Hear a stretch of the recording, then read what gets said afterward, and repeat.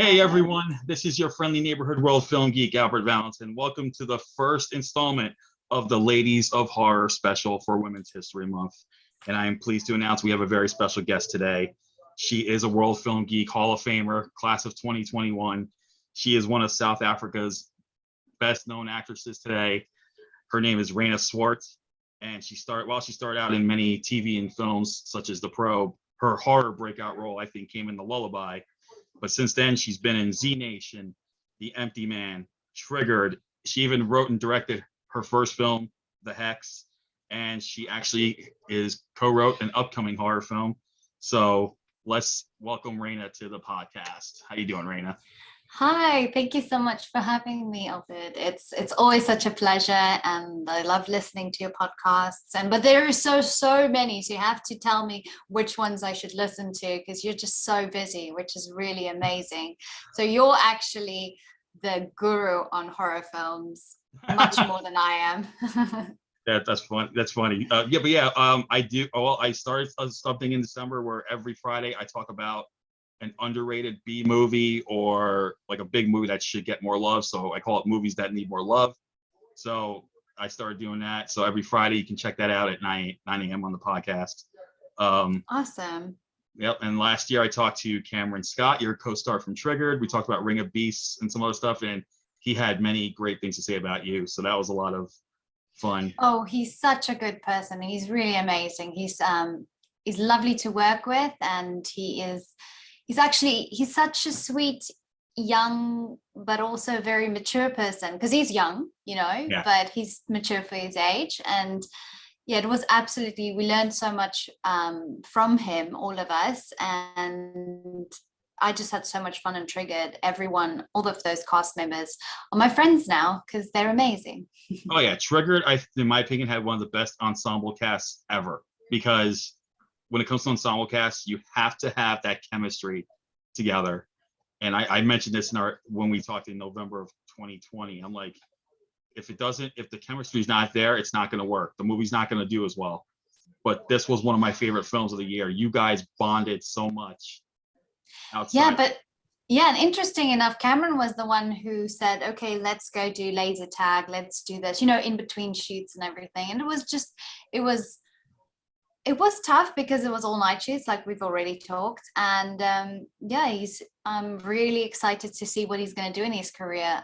He's obviously done big Netflix movies like Kissing Booth 3. And yeah, I'm excited to see what he does. And he said that you were the one that gave him the idea of doing make the mask for the Ring of Beasts. Like he gave you the credit for that. Oh, he came up with the idea, and he's like, why don't you, and you're the one who said, why don't you make the mask and do it? And he did it. And he showed me the mask, and I was blown away. Like even though I saw the film, when he actually lifted it up and showed me, I was like, whoa! And I was like, that is a sick looking mask. And that's a legit looking, like kind of like a hyena teeth. It's a very gruesome little mask, but I think it's really good quality. No, he did a great job on his film Ring of Beasts as well. And then speaking of a couple of your other former co-stars, Michael Potter and Rob Van Buren were here in November for Slumber Party Massacre, and we had such a blast talking about that movie. That was my number one film of 2021, the remake. And did you get a chance to see it? I did actually, because there's just so many South Africans in it, not to be weird or anything. I was just supporting, and I thought all the girls just did such a awesome job, and Rob was just so different from what he's ever done before, so I was really surprised by his performance. I thought he was excellent, and Michael as well. Everyone was just great, and it was just fun. It wasn't I think they had a lot of fun on set. I think it's a really great movie, and I think it's just you get those comedies where you call like you're just gonna have fun, no brainer. You don't have to think a lot, you can just enjoy it. This is like a comedy horror that's just for everyone. It's just really fun. It's not serious or anything. I think it was great. Yeah, I felt like I was telling them, like, originally the original movie was supposed to be a satire on slasher films, but then Roger Corman turned it into a straight up slasher flick. But I think Danishka Esterhazy did an amazing job, and Suzanne Kiley with the script. They did exactly what the original intended to do, and then some with the male gaze this time. the female gaze, turning that around. I thought that was amazing. I thought they did a great job with that, and some of the classic scenes are comedy. And yeah, Rob, I told Rob, dude, when it comes to the two Russ Thorns, you're like the best one you're better than the original. And yet he said, well, oh wow, that's I cool. told him that. I'm Okay. like, well, he goes, technically I cheated because I just copied the original guy, basically. So I'm like, yeah, I listened to your podcast. It was so interesting. He said, yes, he just looked, they were saying, I think with the casting call on your podcast that, yeah, just do exactly what he does. That's all. Yeah. And he did it. So he's very, yeah, he does, right? He just has it. Oh my goodness, it's quite difficult sometimes to do a scene with him. I'm just kidding, not at all. But it's just, he's so funny, and sometimes you're not allowed to laugh because you're in character, and you're just like, okay, please do not laugh, please do not laugh. But then he's just so funny, and it's difficult not to laugh. Yeah, I kind of like breaking away from horror for a second. I noticed in Van der Merwe where he's talking about the beer chicken. I could have sworn I almost saw you broke in that one scene. Like, I'm looking at you as he's talking about putting the beer up the pole right through the chicken, and I'm looking at you because I'm thinking, oh, she's gonna crack up. Like, I see her face, she's gonna lose it. Yeah, no, he's so funny. I just had so much fun on that movie. Yeah, he just has it. There's just some people, they're funny. They can crack a joke better than anyone else. He's just one of those people. And he did say he wants to do more horror films, so I hope a lot of the horror filmmakers did hear that podcast and take note that here's someone who wants to do more horror films as a result of this. So, but I do think we need more, because I just feel like, what is that wonderful movie? It's Werewolves. Werewolves Within? Yes. Oh, where is that? I just happen to have it right over here. Oh, there you go. Werewolves Within. Yeah, that's awesome. I mean, that was such a fun movie. We need more, just lighter horrors as well, I agree. I totally agree. Because the stuff you've done, the horror films you've done were more serious in nature. And I think we need to start talking about the one I felt like you broke out the most in was this little bad boy here called The Lullaby. That must have been, that to me, I thought you were robbed. You should have gotten an award for that. You should have gotten some sort of accolade for the Lullaby. Oh, thank you. It was really tough. Oh, wow. No, it's very emotional, draining, and it's not, it's not pleasant because it has to do with postpartum psychosis. And if you read actual stories, obviously when you hear stuff like that in the news, the first thing I thought before I actually knew what postpartum psychosis was, what evil woman is this? What's wrong with them? But they're going through a psychosis and they need help, and people need to identify that, and yes, but so now I'm going into how serious it is. Yeah, that movie was very serious for me. So yeah, it's just, we can't ever judge, something we don't know. And it was just so interesting for me, and a complete eye-opener, that movie. Yeah, the truth was, I actually sympathized with Chloe. I felt bad for her, and maybe because I experienced some sort of postpartum like that when I was, when some of my kids were born, like seeing that through my life. It's tough. Like, it's really tough. And it is, because you're so tired. No, I have a kid too, and it's just, you're just so tired. And imagine if you're depressed upon, above all the sleep deprivation. It's a horror story in its own, just not getting any sleep, and baby has colic maybe. And yeah, so I learned so much from that movie. And so for me it was more a drama than a horror, but yeah, it's a horror. Obviously. I thought it more of I thought it was definitely a psychological. Yeah, definitely. You worked with some great cast members in this one, and like Brandon or and very talented. Yeah, and Thandy as well. I mean, but you got to Tandy and Purin. Yeah, she's amazing, lovely actress. Yeah, and you got she was, and DeAndre, the young guy, he's lovely person. Yes, great to work with. And obviously Brandon is a very well-known South African actor, and he's just so good with characters and doing different stuff. And, he is. I saw him. It was quite interesting to see him as I saw him in Alistair Orr's Expiration. So that's where I saw him after The Lullaby, because I ended up I gotta say, after Triggered, I tried to get all of Alistair's movies.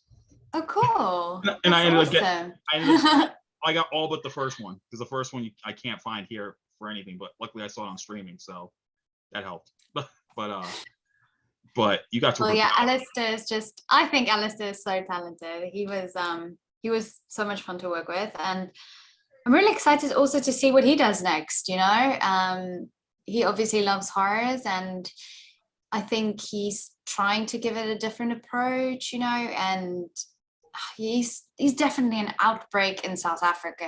We don't have many directors who sell to Hulu, and because he sold, I think Triggered sold to Hulu and other big platforms I don't even know, but yeah Triggered's on Hulu. His first one, The Unforgiving, I think is on Tubi, because that's where I saw it. So okay. I think that's where I saw it. But you also got to work with one of South Africa's best directors on this one, Daryl Root. If I hear that name, I know him from like way back in the day. Oh yes, he's amazing. He's he was nominated for an Oscar, so obviously that was just like, wow, yay, go Daryl. Yeah, he's one of those directors that do any genre. Like, he can pull any genre off perfectly. He's just so intelligent, I tell you, Albert. He's so intelligent. He doesn't need a shot list or anything. He just remembers everything. He's just so intelligent. I just think that's why he's good. His brain. Oh, definitely. Like, he went from Serafina, then he did a martial arts flick called To the Death. Then I fast forward years later, he did a movie with DeAndre Sung. Yeah. Great movie. I saw look at you. You know South Africa better than I do. This is amazing. Then The Lullaby, and then actually I just watched one because I was on YouTube. I don't know how that was on there, but it was called Alles Wat Mal Is. I hope I got my Afrikaans right. That sounds very Dutch. That sounds good. Alles Wat Mal Is. Yeah. That's good. You almost said it right. Yeah. I'm getting there. You're doing very good. I'm learning Afrikaans. Yes, you write it very well. No, you're doing so good. I'm learning it too. It's very cool. But that was another film. That was a rom-com he directed that I just saw like a couple of weeks ago, like not too long ago. That was a lot. Yeah, that's very true. I didn't even think about that. He can do drama, comedy, horror. He's very versatile. Very. You rarely get versatile filmmakers these days. Like, Yeah, like, they have their niche. Yeah, like they make Blumhouse movies, or they make Marvel movies, and that's what they do. And then, of course, they're going to be known for one genre, like Takashi Miike is known for horror films, but he's done other stuff. He's done kids movies, for Christ's sake. He's done comedy. He's done drama. I mean, he's done live action, manga, and anime. But of course, everyone in the U.S. is only known for his horror films. So it's like, yeah, I hear you. I think it is good for them to like do different genres just to get out of it, learn a bit, even if, let's say, that's his niche and that's what he's really good in. I think it's really good exercise, and maybe he can do something unique in another genre that, he can pull from his horror experience, even though it's not a horror film. Yeah. And yet, here you are, because you started out with like, you started out doing like other types of stuff. You did like The Pro, Somer Sung. Yep, that's another one I saw. Yeah, good. I had a small role. Yeah, it's small, but your intro scene was kind of like, kind of funny, because it's just like the guy popped up like half naked on Skype, and you're just like startled. I do remember that. Yeah. No, that's true. That was really fun too. And we went to Mozambique, so it's like this beautiful country in Africa. And it's just so rural, it's in the middle of nowhere. And it was really fun to work on. But yeah, no, I want to know, but because obviously because I haven't really been, this year, like, tell me, what are the best horror films this year? Because obviously Chainsaw, well, tell me. Like, definitely. For those of you that want to know, we talked about the new Texas Chainsaw Massacre right before we started recording, and we both agreed it was really, we both really liked it. I haven't seen Scream yet, although I'm hearing it's actually pretty good. The new Scream movie was I haven't too. Yeah, because it's still in cinema, so yeah, we should go watch it. Yeah. Yeah, what else is coming? Oh man, there's quite a few horror films coming out. Trying to think, what else? I did see Halloween Kills. I liked it for what it was, for what they did. I feel it is a true middle piece of the trilogy. Yeah. No, And, definitely. I hear you. and of course, Slumber Party Massacre, which South African movie, South Yay. Africa, and Yeah. that was my number one film of the year of 2021. World Film Geek Awards, gave 5 World Film Geek Awards actually. Best film, best horror film. Hannah Gannara definitely deserved her female lead performance. Yeah. Amazing. Rob earned his best supporting actor role for playing that was the best iteration of Russ Thorne. I don't think seriously they didn't get a better actor. They couldn't have found a better actor than Rob to play that role. Well, that's so cool, that it just worked out because listening at your podcast, he obviously went for another audition, so they could have maybe not seen that he could play, that role. So I think that's really cool that it worked out that way. Yeah.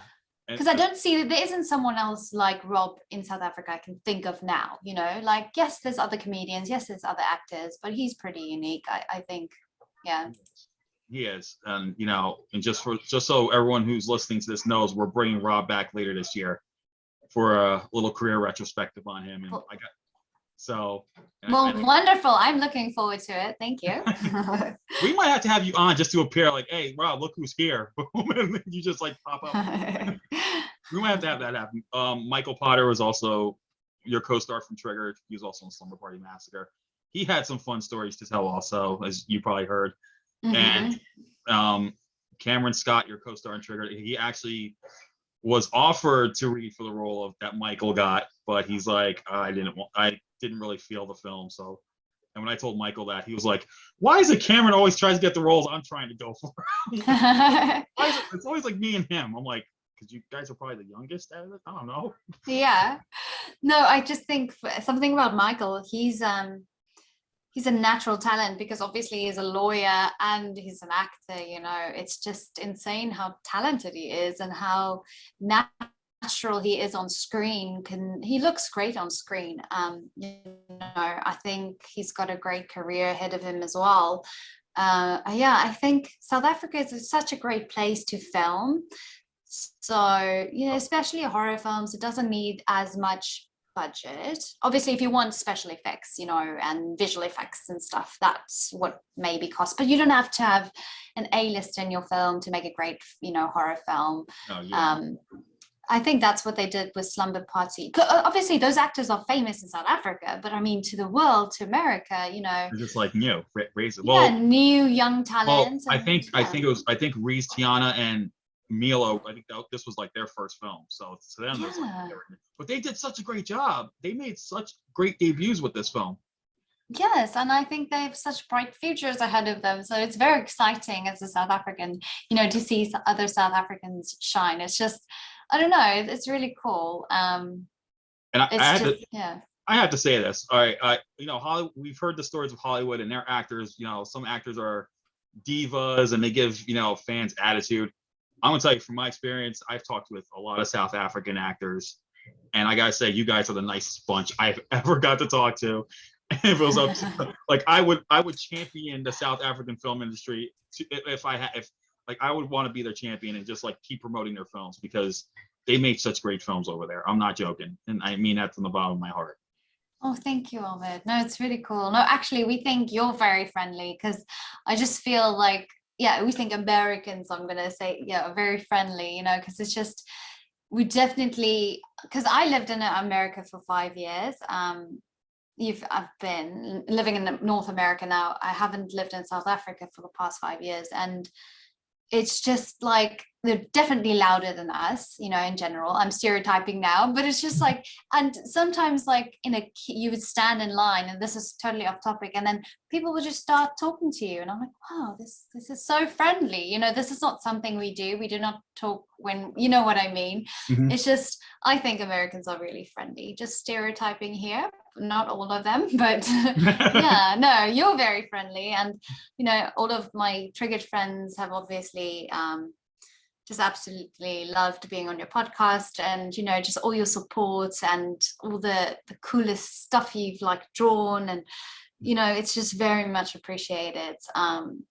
Thank you so much for standing up for South African cinema and checking out our movies that are in a different language. Afrikaans is just such a small language, and yeah, we really appreciate it. Yeah, and you got fans over here too in my family. My mom is like now a huge fan of South African films. I think she secretly tries to catch them on Netflix whenever she can, but then the ones I find, I'm like, Mom, check this one out, and she ends up watching them. She's like, they're really good. They're good movies. Oh, that's so cool. And all right, let's talk about Triggered, and you're talking about all the night shoots. I mean, was that really stressful in terms of, but I have a feeling you got along with the cast. I mean, you got along with the cast really well. I mean, you couldn't have found a better group than this. I think they all deserve praise. Let's start Liesl, Steven, Russell, Kayla, Paige, Cameron, Michael, Sean, Craig, you, Soraya. You all deserve your props because you guys did such a great job on this movie. Oh wow, no, that's so lovely to hear, and it's just, yeah, that's much appreciated. I mean, it was a small budget film, so it's not like we had luxury of doing our lines over and over again. And also, yeah, it was, for me, the toughest was not starting the night, but if we get to that last hour before the sun comes up, but we need to shoot it, and sometimes then you still have all of your lines to say, but then you're so tired by that point, but I think that was important for me, just to know my lines, because I don't want to fumble and like forget my lines or anything. And because I just think the crew they work so hard, like actors work very hard, I'm not saying that, but the crew members are on set 24/7 because they're holding the boom, to record sound. The camera guy is holding the camera.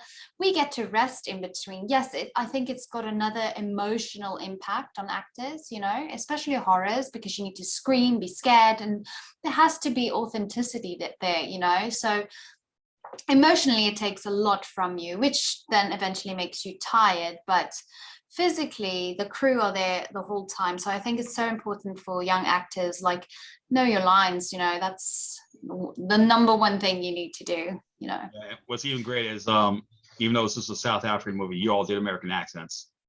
And yeah I think the one, when I heard yours, and then I actually showed one of my coworkers the clip of you talking about it's on Movie Clips, how Mr. Peterson, how when Shay was killed, PJ got the time, and I showed my coworker this, and I'm like, well, you were like, oh, that's pretty cool. I go, yeah, that's not her actual accent. And they're like, what?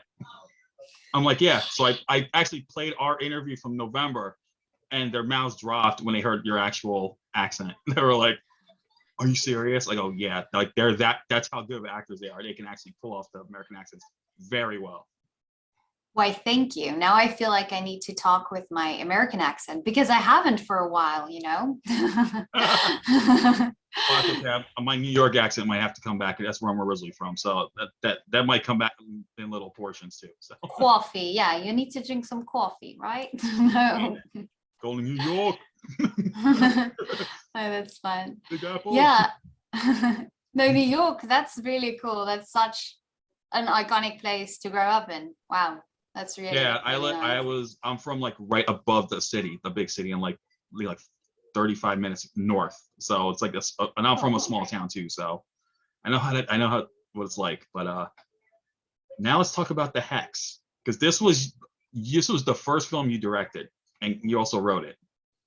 Yeah. So where did this come from? Like, where did the idea of this come from? Yeah, I made a short film with Coco Lloyd. She's a producer on the film, and she's the lead in the film. And yeah, we thought, why not make a full-length film, a feature film, and we did. I think it was really, really hard work. I have so much respect for other filmmakers. even now I know, like, even if it's a film that gets 0 on Rotten Tomatoes or something, I'm like, they made a film, it's hard work, you know, like they did it, yeah. they finished it. It's just putting everything together is crazy. It's what goes into a film is really, really mind-blowing, and I learned so much from it. I definitely would have wanted to change a lot of things, but you know what? It was my first movie. We kept it really low budget. We pulled in a lot of favors to get a great camera, and you know, and yeah. So I wouldn't change anything. I think, you know, the cast were absolutely terrific. I loved all of them, and yeah, it was definitely an experience, and kudos to anyone who's ever, you know, made a film before. Even if it's a short film, I know it's hard work, and congratulations. Well, yeah, and you deserved it. I mean, I ended up giving you your first award. That's what you told me. Yeah, thank you so much. That was so cool. Thank you. Because No, I really appreciate it. I saw the Hex twice. I saw it, I rented it, and then I bought it, and then I still cringe at the nail scene, and yeah, with Marie, yeah. Marie, that was just like, I was just like, oh, it's so cringe. Oh my god, like I'm granted, I could take someone getting their throat slashed, I could take someone getting bitten, but when I see stuff like really like that, I don't know why, my mind just sets like, you know. But, oh, that's funny. Yeah, and like, oh yeah, the smallest stuff, like, just, I hear what you're saying. When someone gets, you know, it's always like so gross when someone pulls out their teeth, or like their nail gets stuck somewhere, or what is that film? It was, now I can't really think about film names today, I'm so sorry. no, you're fine. Was it Ready or Not? Yeah, about the bride, the one with the bride and yes, when she was climbing out the well or something, she put her hand into some, I don't know, just like a nail through, you know, through these little bones. I'm like, oh, that's just disgusting, because that feels a little bit more, I think, realistic in a way. Where, of course, you know, when you lose your head, you're not going to feel anything, you know, you're going to be instantly dead. So yeah, exactly. just like in Texas Chainsaw Part 3, where the girl gets her hands nailed to the chair. I felt that. I'm like, oh yeah, like, she can't pull it out. No, it's terrible. Right away. But yeah, I'm just like, oh my god. Yeah, stuff like that. I don't know why I cringe at that. But yeah, the Hex was really good, and I like the story about the whole thing with the witch doctor, and you know, also played by Marie, which I don't think anyone realized that. And I gotta ask this, because I'm looking at the cover right now of this DVD. Is this you on the cover? Because that kind of looks like. Well, no, it's not. But yeah, okay. it does look like I thought I saw that. I'm thinking, there's no way. No, that's the little girl. That's actually the little girl. So maybe I'm gonna tell her she looks like my sister. So yeah, I was like, see that? I'm like, no, that's not Reina. No way. No, that can't. Kind of does. So I was like, holy cow.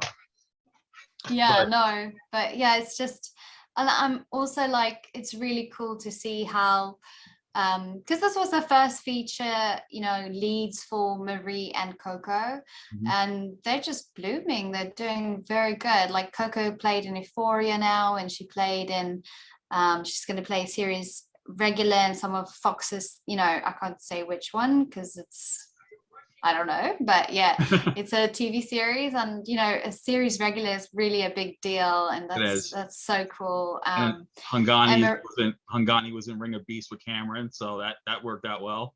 Yeah, and then Ghani is making his own films with his wife now, so that is really, really awesome. And obviously Chris Yafta, he always does well, you know, he's a model actor, so he's an ambassador for this, and he's just such a friendly and energetic person. Oh, he was, and thanks to you, he was our very first podcast guest, so that was a blast talking to him about South African cinema. Like, I had so much fun with him.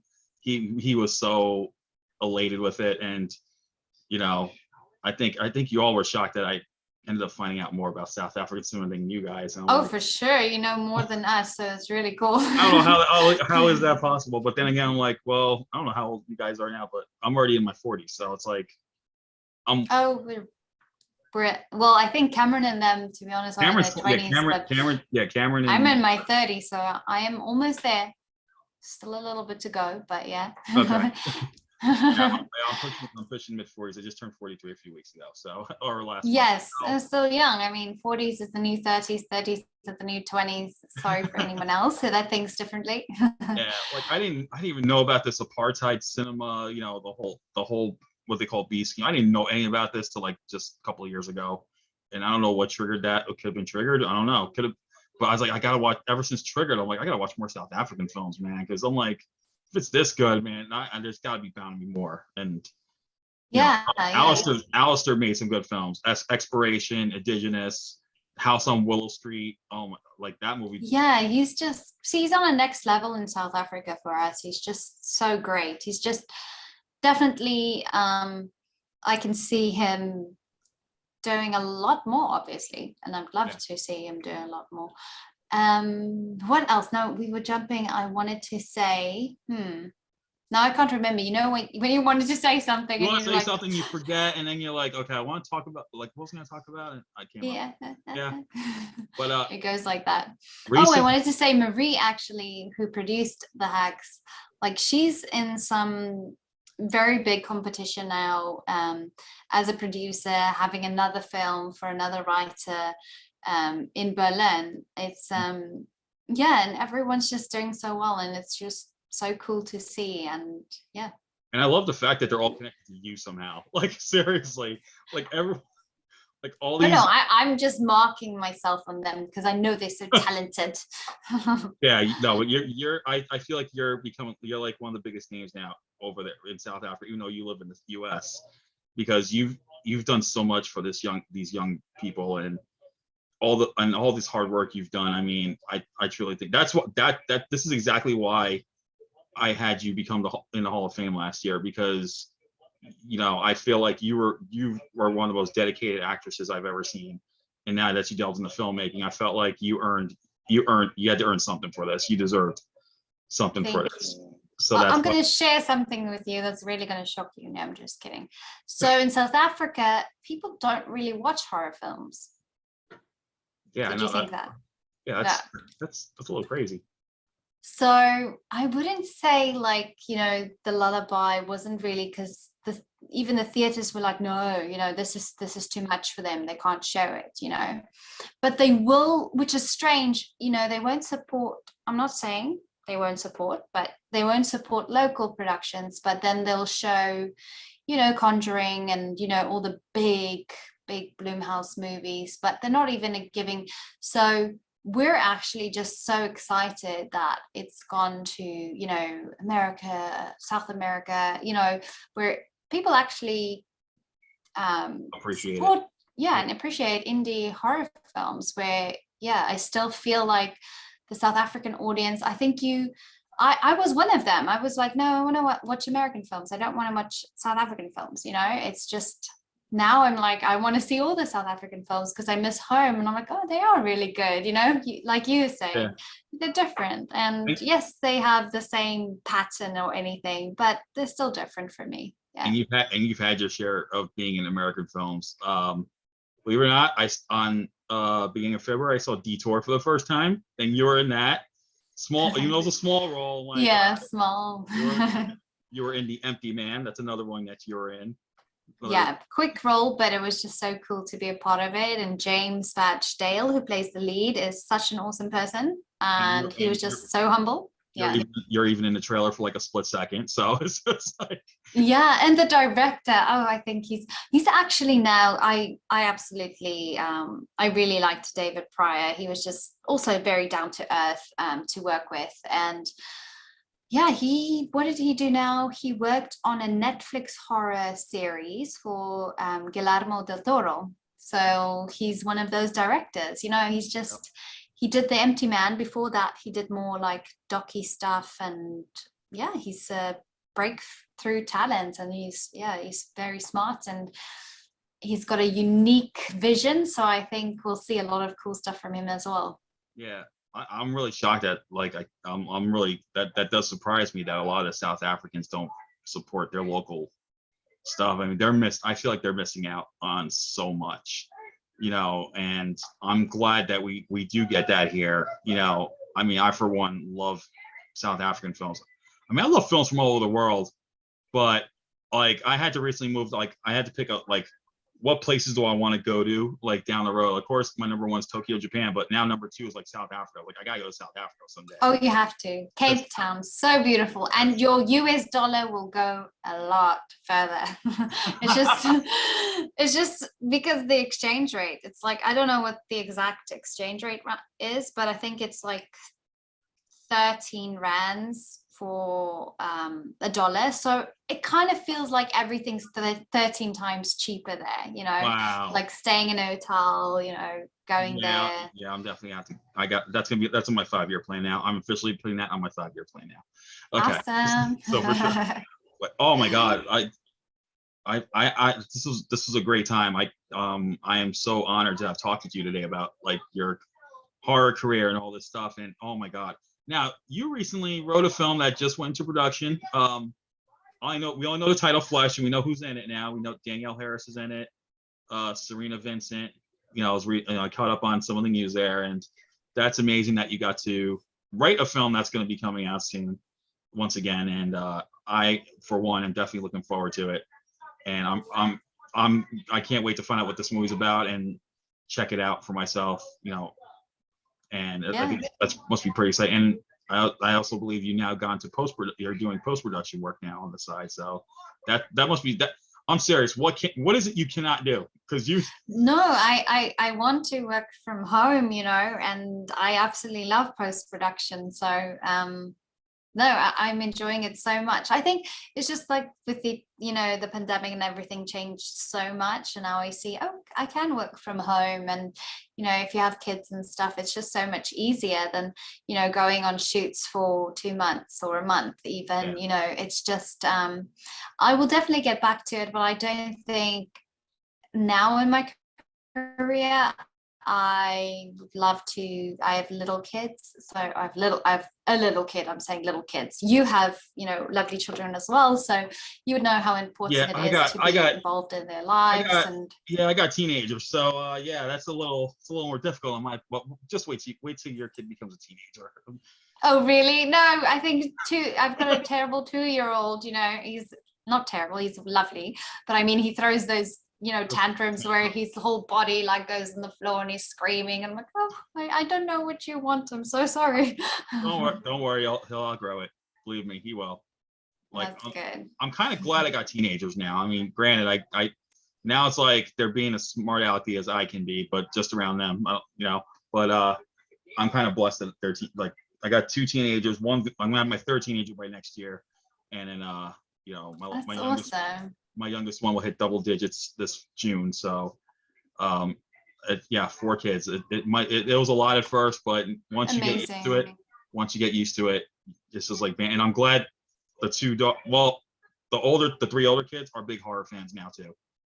But of course, look at their dad having fun. It's just, I think it's such a fun genre, but if you're not introduced to it, I get why it could be something you couldn't like, if you're never introduced to it properly. Or I did.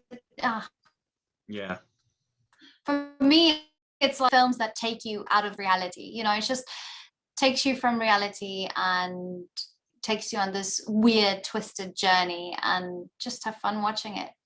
All right, so let me ask you this, because I know you mentioned those, but what was like your very first horror film that you ever watched, or do you know offhand? Do you remember what it was? Wow, I must have been very, very little. Well, I don't know if this is the first horror film I watched, but I remember Chucky when I was very small, and I remember it, like the older one, and I remember What Lies Beneath really shocked me. I think I was young when I watched that too, but those are the ones I remember as a kid. I don't know which one I watched first. So which one what was your first one that you watched? Good question.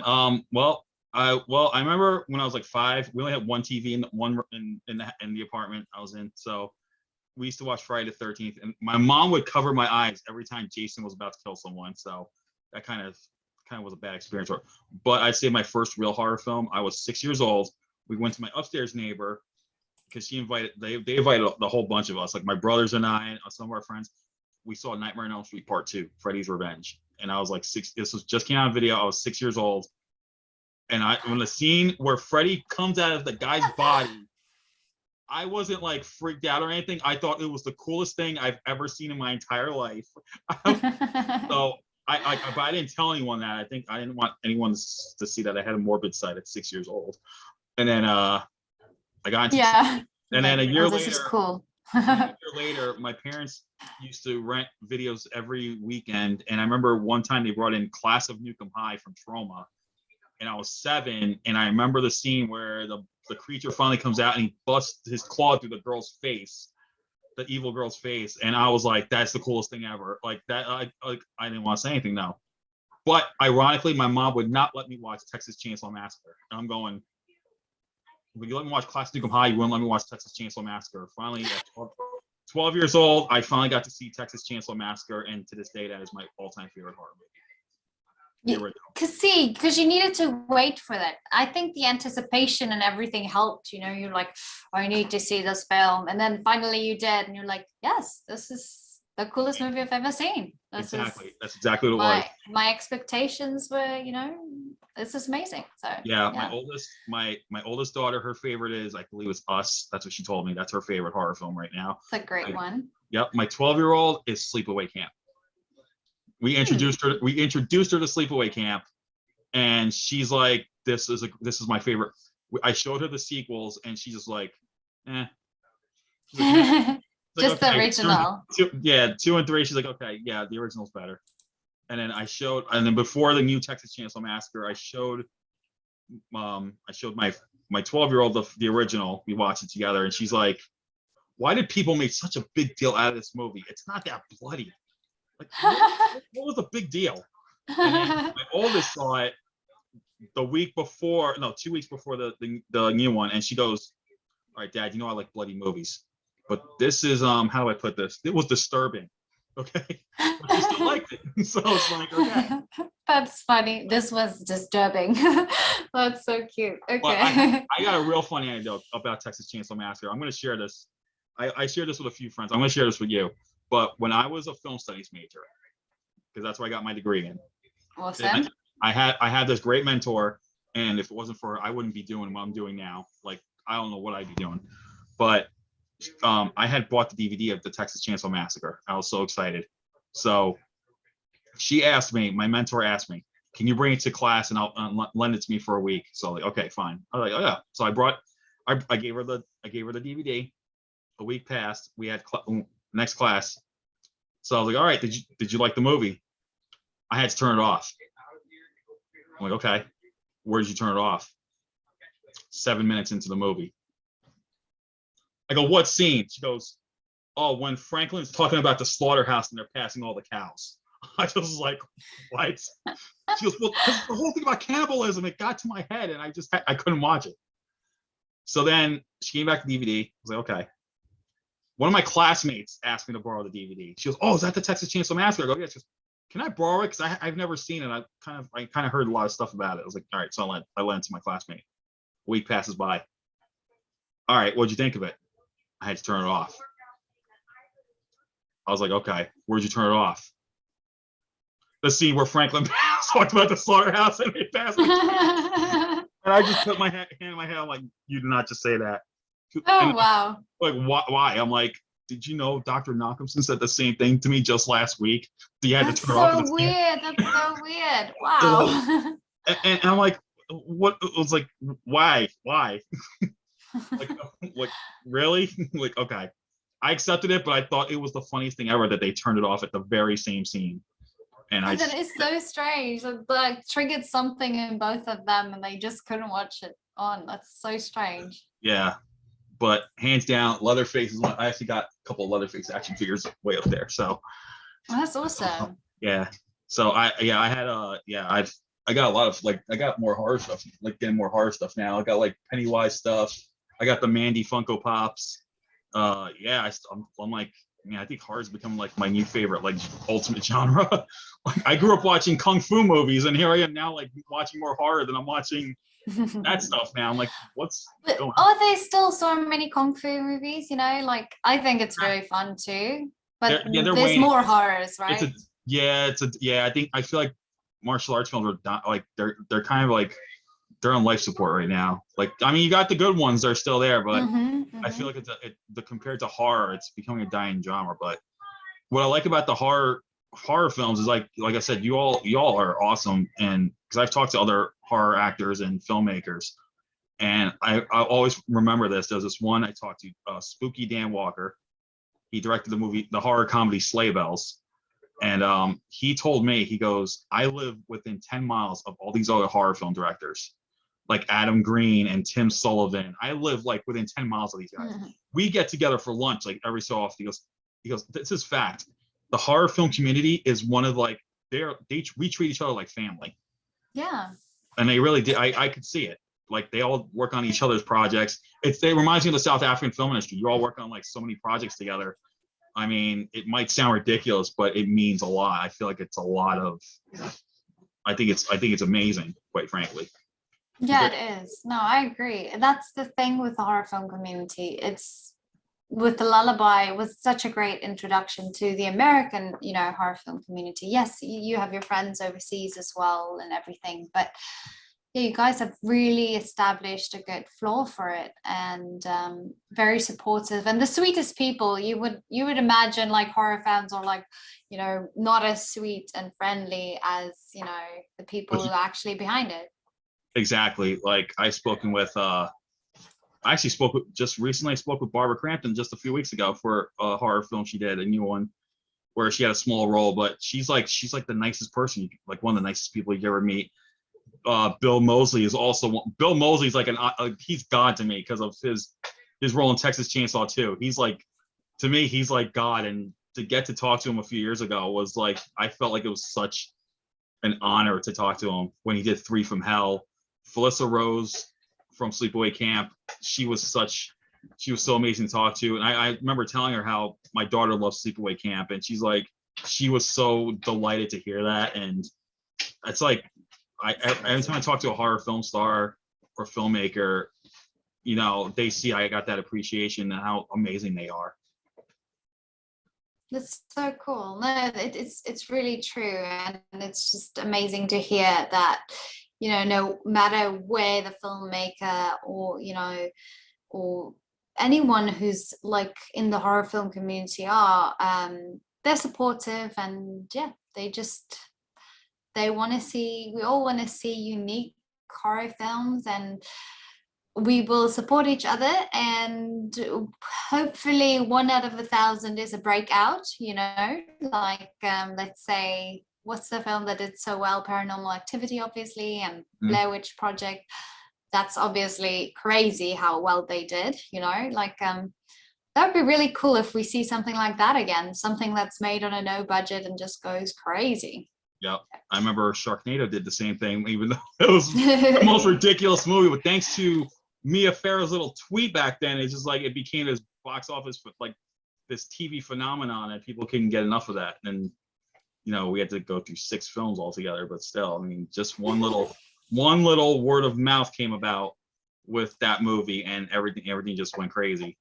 And yeah, I was like, I want to be Triggered's champion. I was like, I want to promote Triggered as much as possible when I first saw it, because it was like people need to see this movie. It's that good, Oh, that's cool. No, thank you. Obviously, a lot of your friends watched it, and that's so appreciated, and that's so cool. And it's, you don't have to do that, but you do, and that's so just that's selfless of you to just giving so much of your energy and time to support other filmmakers.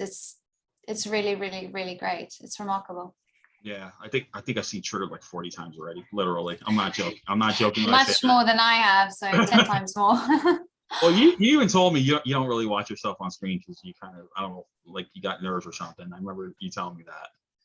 Like, I just don't like seeing myself on screen, because I know it's me and I'm like, you could have done better there, oh, I know you're lying because you were tired, I can see myself. I'm like, oh, you don't mean those words, I just know. Yeah, I don't know. Some people, I think it's good. You have to watch it to see what you can do better.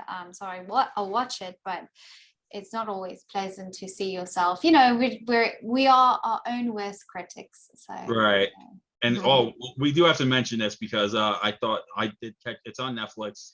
We need to talk about Z Nation and your role there because you had such a fun role in that series as Yeah. what was that like, and like how much fun was it fun for you, like? Yeah, that was so well, what was the name again? I can't even Character? remember. Today I'm just kind of forgetting everything. But yeah, the news anchor, she was just so much fun to Carly. portray. She was kind of Carly McFadden. There we go. Thank you. And she was so fun. It was kind of like it was a perfect little. I felt like the whole. I felt like kind of like Cinderella in a zombie, environment, because my shoe fell off and I had to run and I had this dress on and it was just crazy. And that was by far one of the funnest things I've worked on in my life. I think it's thanks to the director, it's only as good as the person who leads it. Dan Merchant, he's also just incredible to work with, and he made it fun. And a lot of the things that, because I'm a very serious person, and he would just make it a lot lighter. And yeah, that was amazing. I actually funny story, on my first take I was running on those high heels, and it's very high and I never wear high heels, and I snapped my ankle. So I Ouch. did the whole season with a bad foot, basically. Oh, With a tore ligament. So yeah, that was, ouch. yeah. That's dedication.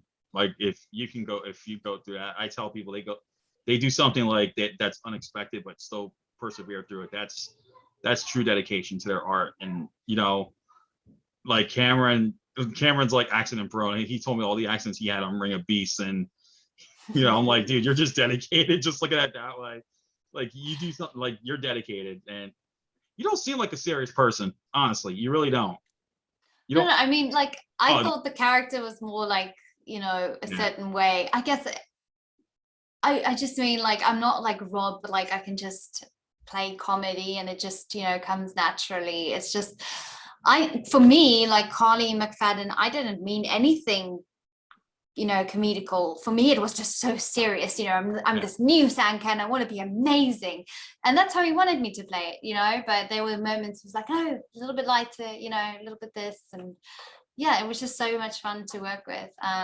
Definitely want to work with him again. So please, please, please, Dan, if you hear me, love to work with you again. Yeah, I feel like you want to work with anyone you work with again. Like, Oh, for sure. Like I Alistair, Daryl, yeah, all of them. I mean, Cameron, Michael, yeah. yeah. Um, I definitely would love to see you and Liesel reunite on a movie, because I like the fact that when she did Firm Request, she played like the evil entity of that movie, but yet in Triggered, here she is as one of the good guys, and and I like her. She and you had such, like, you had a great chemistry together in your scenes. I Yeah, feel she like, has such a great range, I think, except but exactly from what you were saying, she can play this, she can play that, and above it, she looks like a mermaid, she's got this blue eyes, long red brown hair, and yeah, it's like she's it's quite like something. you and her like do so much, and I question, like, what is it you guys can't do together? Because she literally does everything. Like, Yeah, she's she makes clothes, and she's a singer, she's a songwriter, she's she's like, a psychologist as well, so yeah, I'm like, holy cow, like, where does she get when does she have time? That's the question. No, but I think she's very specific, I think she's very specific of I think I can't talk, on her behalf, but I think that she'll take a break from acting, and focus on songwriting, Yeah, and she'll yeah, focus on, what I mean? It's not like she does she's it all at only once. Yeah, she yeah doesn't overwhelm herself, and so yeah, I could see that. But yeah one I of these just days, I did you gotta get see her she's on. actually making an album? She's making, I think Yeah. she's recording. I can't wait for her own Oh, I can't recording, her either. Like I've album. heard some of her I'm gonna buy songs. it like Yeah, I've heard some of her immediately. songs. Like I gotta get her on here one of these days. Like get her on the podcast. Just to go like do her own like career retrospective thing, because she's very multi-talented too, and like I can't wait to see and what else she's got up her sleeve, like whether it's music or acting. I think she's a great talent as well. Yeah, she's incredible. I have to say, like, just writing those songs and the way she acted, she's definitely head girl. You know what I mean? She's like she was the head girl. I know my character Ryan was more of the head girl, you know, in the story, but Liesel's actually the head girl of the Well, group. yeah, So yeah. yeah. And I did say that they should do a prequel to this where it shows you guys in high school and introduce Caleb. Like I brought that up. Like maybe I should write that. Maybe I should come up with something like that and pitch it. Maybe I should delve into screenwriting again and start, get back into screenwriting. So I've been wanting to do that for a while now. So I was Well, thinking, do it. You have what would be so much experience. what would be the perfect project to like start my? Yeah, I think that's what I'm gonna do. That's gonna be on my pitch it to Alistair. I think that's an awesome idea. Yeah, definitely. So definitely gotta do that. But yeah, this was an amazing chat. I feel like this was a long time in the making. I've been wanting to do this Zoom chat with you for a while now, and here we finally did it, and I've had a blast, like hands down. This was so much fun. Oh, thank you, Albert. No, I had so much fun. It's always great to chat with you, and I think we've become good friends, you know, and it's just awesome. And yeah, it's really fun topics to talk about, and we like similar stuff, so it's very cool. Thank you so much. Yeah, and hands down, you got an awesome family. And man, I can't wait to see more of your stuff. I know Flesh is in post-production right now, the one you co-wrote with Chris McGowan. Yeah, so I was just the co-writer on that. So actually I'm not sure what's going on at the moment. I'm too tied up in post-production on this show I'm working on at the moment, but I'll check in there, I guess. I don't want to pressure. You're just keeping busy. That's all you're doing right now. Yeah, there's nothing more I can do over there. So yeah. So that's cool though. I mean, you really got just keeping busy and all that, but that's awesome. But anyway, so this is only the first installment of the Ladies of Horror special, and we're going to try to get more guests on here. We got a few on our plate soon that that have been contacted, so we're hoping to get them on here. But this has been an amazing chat. Everyone should check out The Lullaby, Triggered, and The Hex, whether it's on streaming, get the DVDs, do what you got to do to see these movies, because Reine did an amazing job both in front and behind the cameras here, and she's definitely a lady of horror that definitely needs to get her name out there, and I think she did a great job. And Reine, you're an amazing talent. Thank you so much for taking your time to talk about all your horror films and then some. So thank you so much. No, thank you, Albert. It's you're just an amazing person, and you obviously have an incredible family too supporting you. And yeah, thank you so much for just being very, very kind and very supportive, and I can't thank you enough. And I'm going to be supportive. I'm going to continue to be supportive of your podcast and listen. And yeah, I'm enjoying it so much. And I'm going to keep supporting all your stuff that you're doing as well. So it evens out. Anyway, everyone, check out worldfilmgeek.com for reviews, the latest interviews, features, and also go to Anchor, Spotify, Google Podcasts, Acast, Breaker, and Stitcher for the World Film Geek podcast. Check out our movies that need more love every Friday, and then check out the Ladies of Horror special throughout March for Women's History Month. So everyone, I hope you take care and enjoy your day.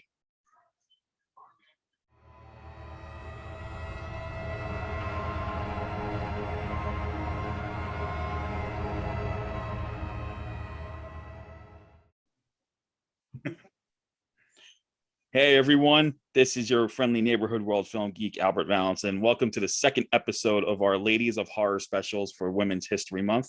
I have with me a very special guest today. I have Maria Olsen. She is an actress and producer.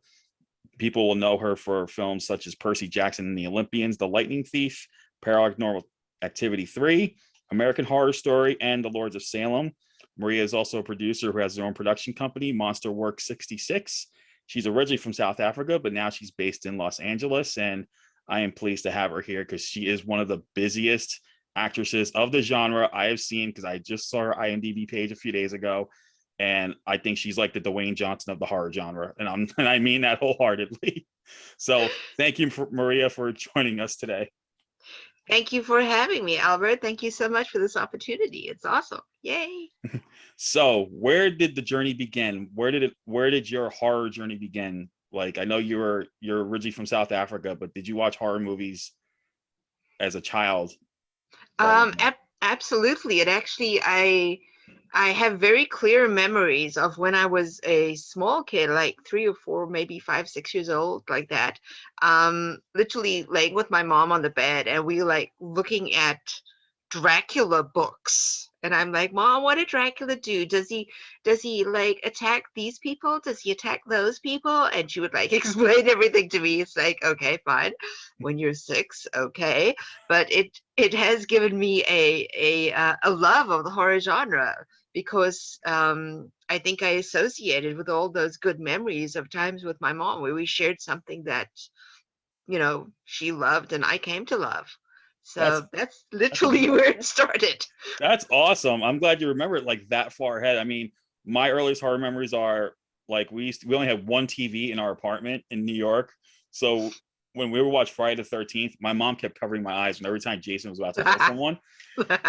But then finally at 6 years old, I was upstairs. I went to my upstairs neighbor's house, and a whole bunch of us, including my brothers, our family friends, and we watched Nightmare on Elm Street 2. So that's like the first full horror movie I ever saw. And I thought when Freddy popped out of Jesse's body, I thought that was the coolest thing I ever saw in my entire life. So in some ways, I think for years I had this love for the horror genre, but it really didn't pick up till like maybe my teen years. Okay. But, talking about Nightmare on Elm Street 2, and I watch a lot of horror as well. I obviously watched that in South Africa because I was still there when it came out. But that iconic scene at the end with the school bus in the desert, I have never forgotten that. Oh, no. Never. It was one of the things that really, really stayed with me for some reason. I don't know. Whenever I think of that film, that's the scene. Yes, and also I didn't even know like till years later that it was Robert Englund without the makeup as the bus driver. I just never picked that up until so many years later, and I'm glad I got to see him at Spooky Empire convention in Orlando just this past October, and that was a total blast to see the Q&A, and he had so many stories to tell. I'm sure. Yeah. So how did you know that you wanted to get into the entertainment industry, like as an actress and later on as a producer? I honestly don't remember. I've been performing since I was 6 years old.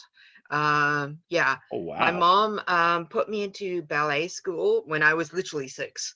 And we used to have our annual shows at the big theater in East London, South Africa. And I was at home there from the beginning. I remember, like, I literally have memories of being on stage in front of like 500 people that our theater held, and performing on stage in the dance group, and like speaking to my friend next to me and like, oh yeah, we can switch places. And we just moved around because we were like so comfortable, literally in the middle of a performance. Yeah, I want to stand there. Okay, fine, I'll just move over there. It's like, that's what I grew up with. Wow. And yeah, when I started high school, I started trying out for the plays, and I wait, standard 6 is your 8th grade. Yes. When I was in 8th grade, I booked one of Cinderella's ugly sisters in a play that, yeah, like just a taste of things to come, right?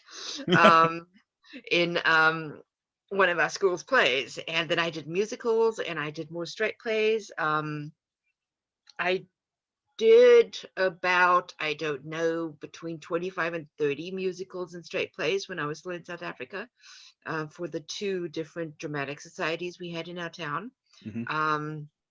I couldn't do anything in film when I was still there because we didn't have a film industry where I was living. Sure, they were making movies in like Johannesburg and Cape Town, but that was 1,000 miles away from me. Yeah. TV, I remember a time in South Africa before we had TVs. Um, exactly. We were like Wow. late to join that trend. Um, and there was just no TV work that I could do because again, it was in the big cities, way away from where I was. But when I got to Los Angeles, I was like, you've been wanting to do film for your whole life, so um, you're here now. So let's try this. And That's quite yeah. a journey. I mean, like I've talked with a lot of South African actors over the past year, and like I'm learning so much more about their industry, the industry over there. And I never would imagine like where you're from, like they didn't have that. That's just insane. Yeah. Um, I distinctly remember it. My dad managed a hotel when I was young. So my mom, dad, and I'm an only child. Um, we lived in the hotel because it was on the outskirts of town. And I remember the guys coming around, the salesman coming around. There's this new thing called a television. Let's sell you a couple for the lounges in the hotel. And I remember like watching it for the first time because there was this new thing and we were buying it for the hotel, Yeah. so I very distinctly have those memories. It's weird, right, It in this day and it, age to go, it may I seem remember a weird. time It, before TV. I think to certain people may be weird. For me, I think that's amazing because to have to. So when you got your first taste of getting a television, did you get to watch any horror movies that helped you? Eventually, yes, but the first movie that was ever shown on television in South Africa was Oklahoma. Oh, nice. Yep, that's a Yep, classic. yep. Yep, I think I actually have that DVD somewhere laying around here in my massive collection behind I me. see it. I It's see got. it. So, yeah, my actual first awesome horror film, and it's still my favorite to this day, is the original Texas Chainsaw Massacre. Hmm. I did not see it till I was 12, and that's because my mother would not let me see it. She'd let me watch other stuff like Class of Nukem High. I think Okay. she tried to get me to watch Demons at one point. I was like, Hmm. I couldn't watch it until later in life. But at 12, I finally saw Texas Chainsaw Massacre, and I remember giving my mom the dirtiest look after seeing like, why did you not let me watch this? I was like, it wasn't bloody, but I realized it was really disturbing. Yeah, That was the like I can kind of see why she wouldn't let me watch it. yeah. She thought my mind would be totally out there, and that's funny because my daughter said the same thing to me when I finally showed it to her a few weeks ago. Mm. Okay. She's like, and she watches the bloody stuff like Mm. she has her tradition every Friday she has to watch a horror movie, and she goes. So when I showed her this one, she goes, "All right, Dad, I know I go for the bloody stuff, but how do I put this? This movie was disturbing, Mm. but she liked it. She likes it. I think she's beginning to become a big horror fan as I am." No, that's good. Carrying on the tradition. Yes, exactly. Yes. So when you arrived to Los Angeles, what was your first film or TV experience that you remember? Okay, when I got here, I wanted to do something I was comfortable with first, so I joined a theater group that was like literally a mile away from my house. And I did a year of theater with them, both working on stage and backstage. I also used to stage manage and things like that. I loved stage managing. It was just like bringing everything together and controlling everything and making it work. Um, and there was this one play called A Flea in Her Ear. It's a farce. So there's a lot of dialogue and everything is so quick and happening all the time. And the girl who was playing the second lead, she booked a commercial, okay, which took her out of the play for like one Friday. And the director came up to me and he was like, this was Thursday. The director came up to me and said, "Oh, Kristen can't be here tomorrow night, so you're playing her." And I'm like, "Wait, what?" Because I was stage managing at the time. I was like, "What?" And he was like, "Oh, and you're going to be doing it off book too." And I'm like, "Excuse me?" And he was like, you know the lines. And I'm like, And anyway, it involved speaking Spanish, which me no speak Spanish, me African. Yeah. Um, anyway, I took a day off work. I learned the damn role in a day. I appeared on stage on Friday night. I messed up one line, and I apologized profusely for messing up one line to the leading lady later on. And she was like, no, just don't say that. But the guy who I played opposite, he was like, oh, that just happened. Okay. So when he did his feature film, Sam Hell, the year later, he was like, I am giving you a role in this because you just blew me away with what you did in that play. Oh, wow. That was my first ever film. Wow. Yeah. That's And amazing. that's if you can find Sam Hell, it's a really, really good film. But because there were disagreements, shall we say, amongst the producers, it never got a proper Award. release. Yeah. Yeah, I saw it at a festival.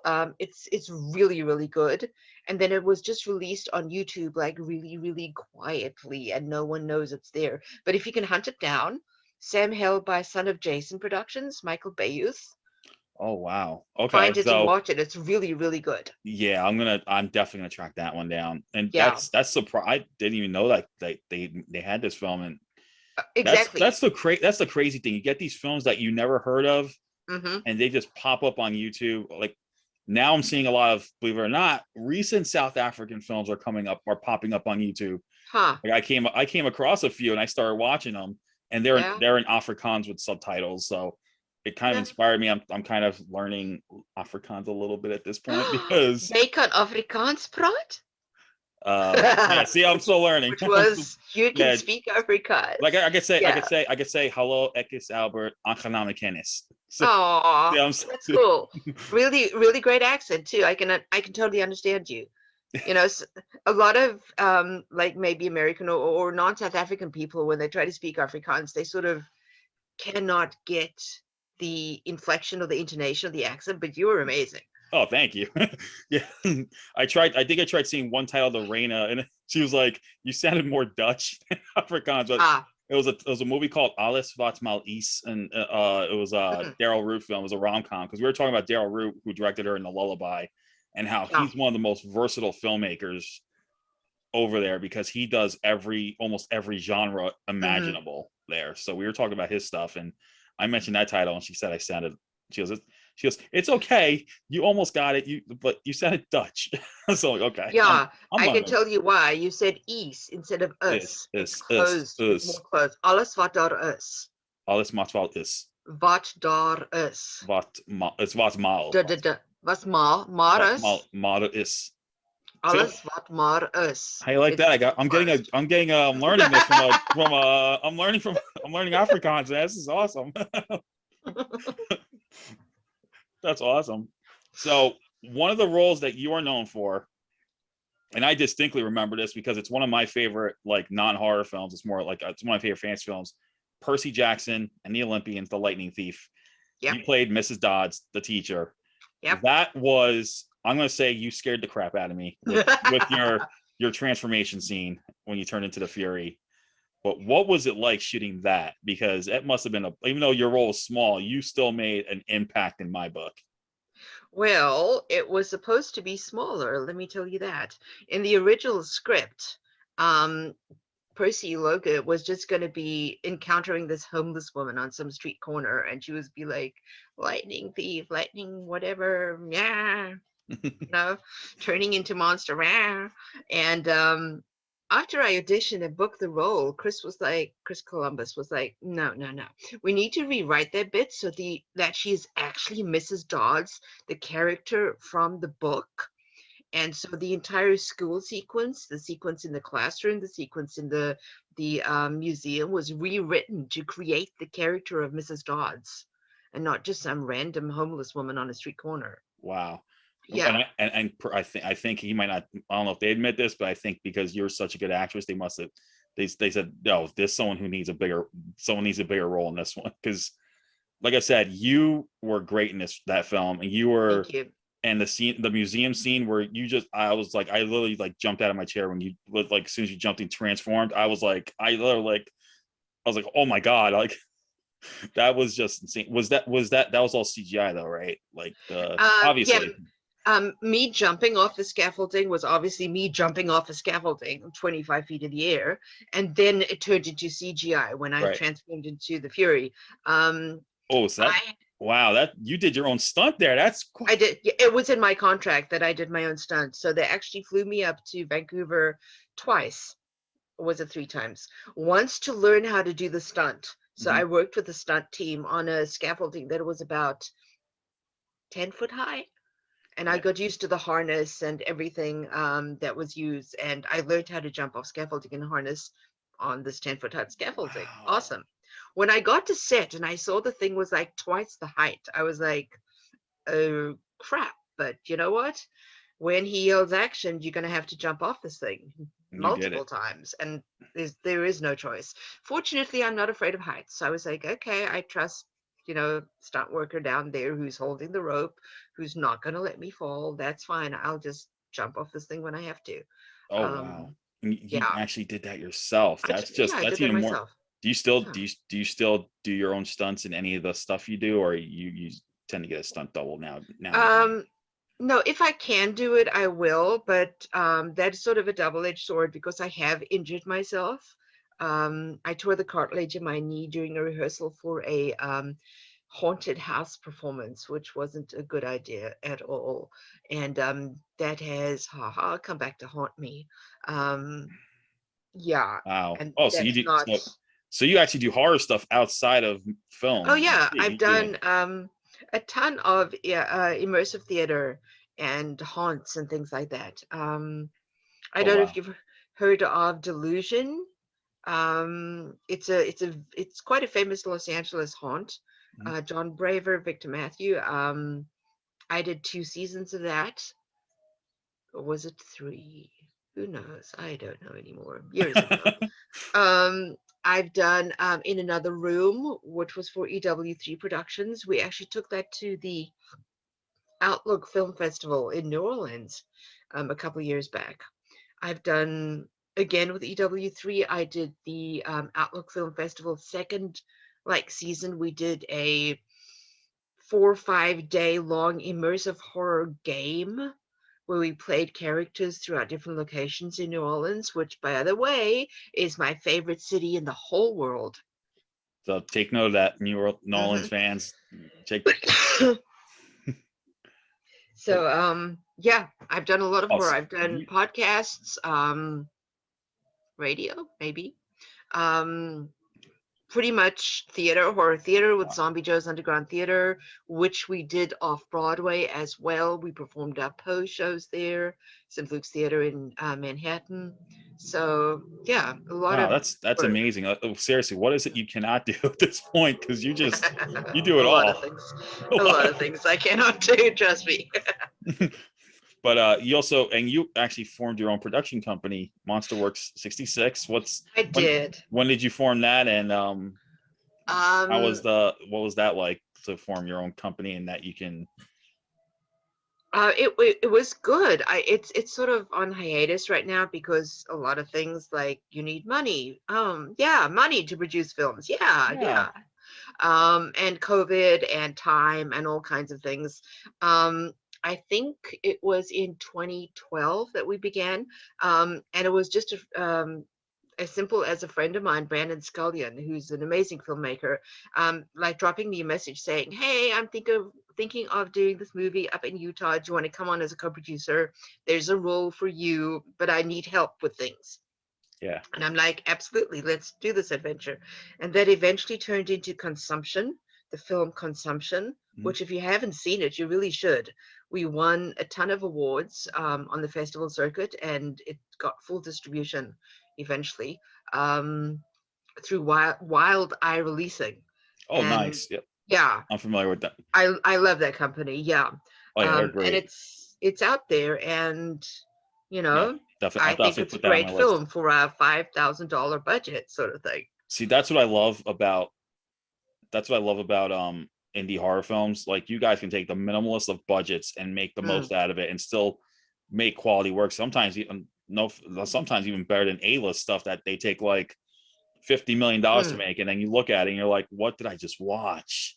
Yeah. what is this? Like indie horror films, or like indie films in general are like the best now, because I would rather watch more of those than watch these A-list films where they spend all this money, but for what?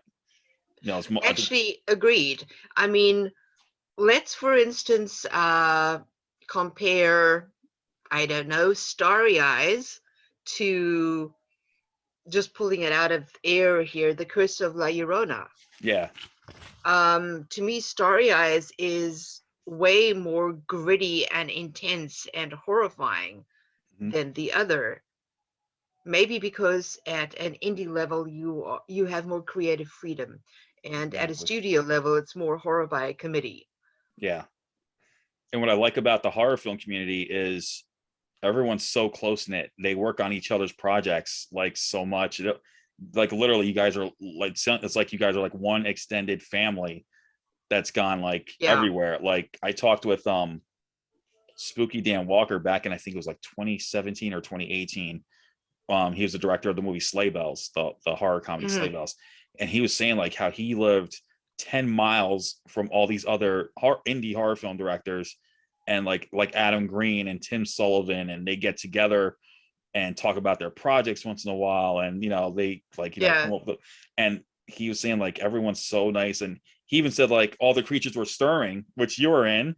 I do remember you in that. I interviewed Ashley Clemens for that one, but he was saying the day Sleigh Bells was supposed to come out, like for a promo thing, All the Creatures Were Stirring were coming out at the same time on the same night in another theater. So he told the distributor, he told the people at the theater, listen, postpone Sleigh Bells, because I promised Rebecca I would go see All the Creatures Were Stirring. Nice. I'm going to that. So they that's actually awesome. Yeah, so I was like, that is so amazing you did that. He's like, well, you know, I got to support my friends, because you know, because we're a big community here, you know, much more bigger than we think. And so I think that's amazing he did that. But I do remember you and All the Creatures Were Stirring. That's like one I of my love favorite. that role. that was fun. And all the stories in the inner stories were fun as well. I couldn't stop watching it. Actually, that's a sort of kind of role that I really enjoy best. It had literally no dialogue. It was just really strange, weird, off the wall, left of center character that I could have fun with. Yeah. And I really enjoy things like that. And thank you, Rebecca. Yeah. You've done so many roles, and you've done so many. You play like creepy. You play, you know, you play good guys. You play bad guys. And one of the ones that you played a total bad guy in was I Spit on Your Grave, Deja Vu. Opposite Jamie Bernadette, who, believe it or not, is going to be my next guest coming up on this. So excellent. Yes, so we got her coming to the podcast, but it must have been great working with her and a legend, Camille Keaton. Oh wow, Camille! Oh my gosh, she has my utmost respect, both as an actress and a person. She is amazing. Wow. Yeah, I got to talk to her for when she did Cry for the Bad Man. I don't know if you ever did you see that one, where she was a widow and the home and people were invading her home because they want the property, and she just blows them away with a shotgun every chance she gets. But I talked to her about that film, and oh my God, she was such a delight to talk to. She's lovely. What was it like working with them on I Spit on Your Grave? That was an amazing shoot. Both Jamie and Camille are utter professionals and so incredibly talented. It was just a dream come true, you know. And Mayor Zarki, oh my God, the whole family, I love them so much. I have wonderful memories of Mayor and I singing show tunes at lunchtime, you know. And Terry, I adore Terry. Terry is Mayor's son. He played my son in the film, actually, because he was the original one. He and his sister Tammy were the original kids in the original I Spit on Your Grave. Yeah. It was just an amazing experience to be part of that family. I just love it so much. We had a wonderful shoot. It was October, November 2015. Several locations throughout Los Angeles area. And it was just one of the best films I've ever worked on in my whole life, because she was such a deep and complex character. Yeah. You know, like at the beginning, my very first day, I remember when I was in the makeup chair and they were like, okay, let's put some grease on your hair now. And I'm like, no, let's not. She's not this iconic backwards deliverance woman. She's a normal woman who believes something and she's out to fix that perceived wrong. I want her to be relatable. You know, I don't want her to be seen like the mother from Home, the X-Files episode where you hide her under the bed sort of thing. Yeah. You know, so no, don't make me overtly like backwards looking. I'm normal. I do take pride in myself. I wash my hair, for God's sake. You know, but I Yeah. also happen to think that it was Jennifer Hills's fault what happened. And Right. that's just my choice. I made Yeah. my choice because of certain things, and I'm now about to right that wrong. That's really cool. That like so they let you keep the look. You know that. Oh, that's see that's another thing I like about indie films. They let you. The directors will they ask for your input. Like with some of these other producers, they're you have to do what you're told, or this and that. But that's what I like about indie films. They're willing to listen to you. Yeah. Like, and obviously they did an amazing job. Yeah. I mean, also in I Spit in Your Grave, Deja Vu, the character was originally written to ride a Harley motorbike. And I've never learned how to ride a motorbike, so I'm like, I can't do that. And we actually worked our way through several types of bikes and ATVs and whatever till we finally came upon the one that was used in the film. And I had the time of my life riding that thing. I loved it so much that like I want one now, you just answered my next question. Did you end up buying one, or no, but I loved it so much. Oh wow. But yeah, that's they worked with me until we finally found something that worked for the character, looked good, and I can handle. Otherwise it was like, well, you can't ride a Harley, so we can't cast you. That might be exactly. someone else's experience. Yeah, but this was amazing. Yeah, that's all. Like I said, I like that they let you get your input on things, and this is what I like. So who are some of your other favorite horror film directors that you've worked with that allow you to just, I know there's a lot, I know I can see your face, right? You got a lot in mind, but who are some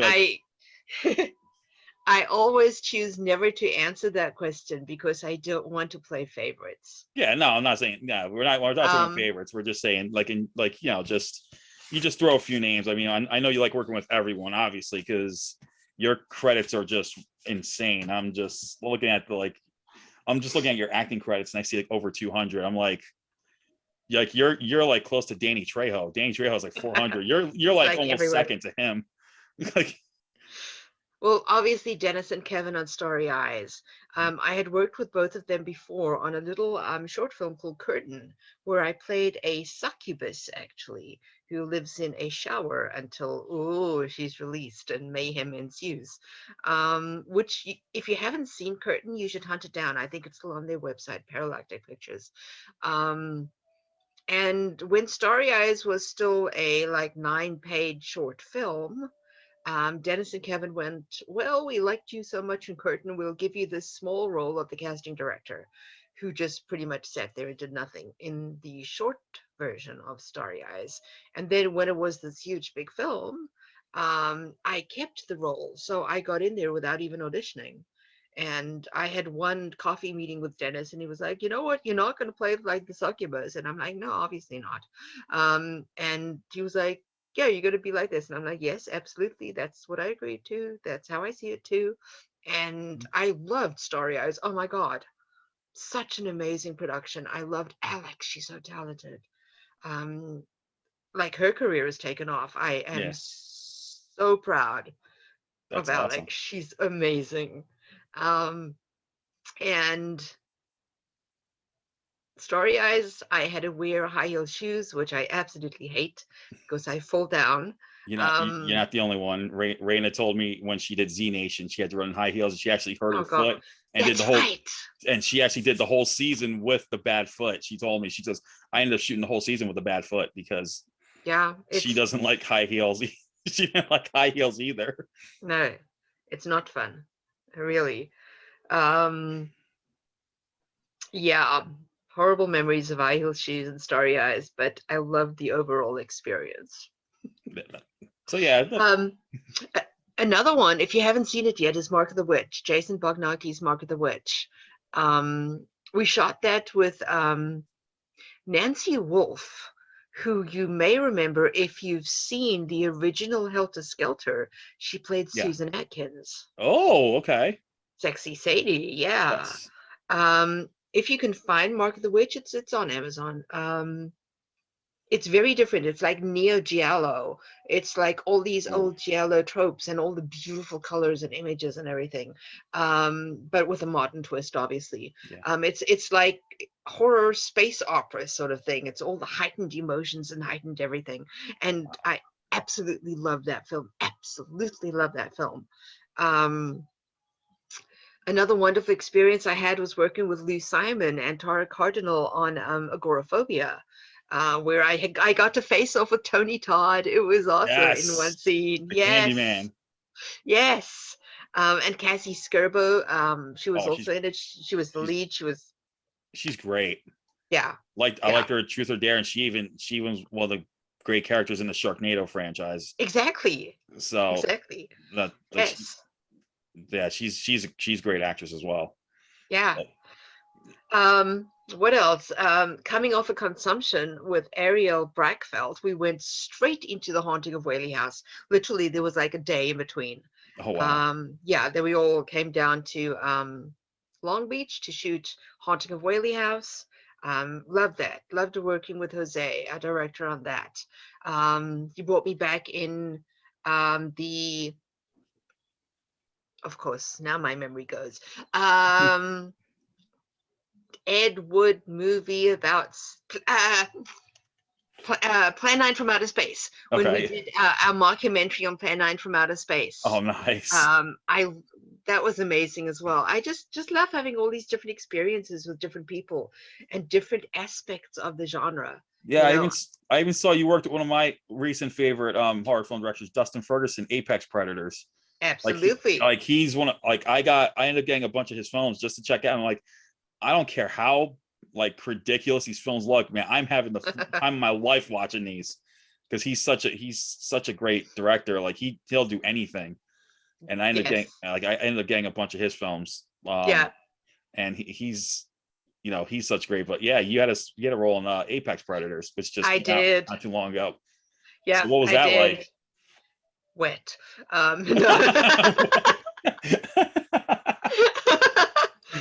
It was so much fun, and yes, I had to jump out of the boat, so yes, it was wet, but I really don't mind doing things like that. It's all part of the adventure, all part of the fun.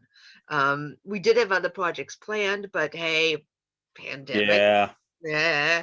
Pandemic ruined everything. Yeah. It did, didn't it? Yeah. Oh, and what came out recently, like literally 2 days ago, is Michael Rodriguez's Last American Horror Story Part 2. Oh, okay. Yeah, I have a role that I loved playing. And also recently, about 2 weeks back, was Danny and the Vampire. That came out. I have a small role in that. And that has been like collecting accolades and awards on the indie festival circuit. That's awesome. Yeah, that one was like, wait, what? Really? That one? Yeah, and then we recently we all got treated some recent films outside. Like we got a couple of recent remakes and sequels. I really enjoyed. We had Slumber Party Massacre, the remake on Sci-Fi. Did you get a chance to see that one yet? I do not have Sci-Fi. I watch Netflix at the moment and some other streaming services because my computer's dumb and I can't stream a lot. It is on Blu-ray now, thank God. So I saw it when it first on Sci-Fi, but this was actually Danishka Esterhazy's an amazing director. She did the Banana Splits movie, which I think destroyed a lot of kids' childhood because they reinvented it as animatronic killers. But she directed this, and even though she's Canadian, she used an all South African cast for this one. Oh, Hello. And Nice. she actually cast one of the funniest comedians over there, Rob Van Vuren, as Russ Thorne, the driller killer. And he was great. I mean, he just copied the original guy's movements, but I don't know what happened. He just looked better as in that role. But I actually had Rob and one of the male co-stars back in November, and we had this chat about it. It was so much fun on the podcast. And yeah, I'm bringing Rob back later this year because he's a well-known comedian over there. Yeah. And then we recently had on Netflix the new Texas Chainsaw Massacre. Did you get a chance to catch that one yet?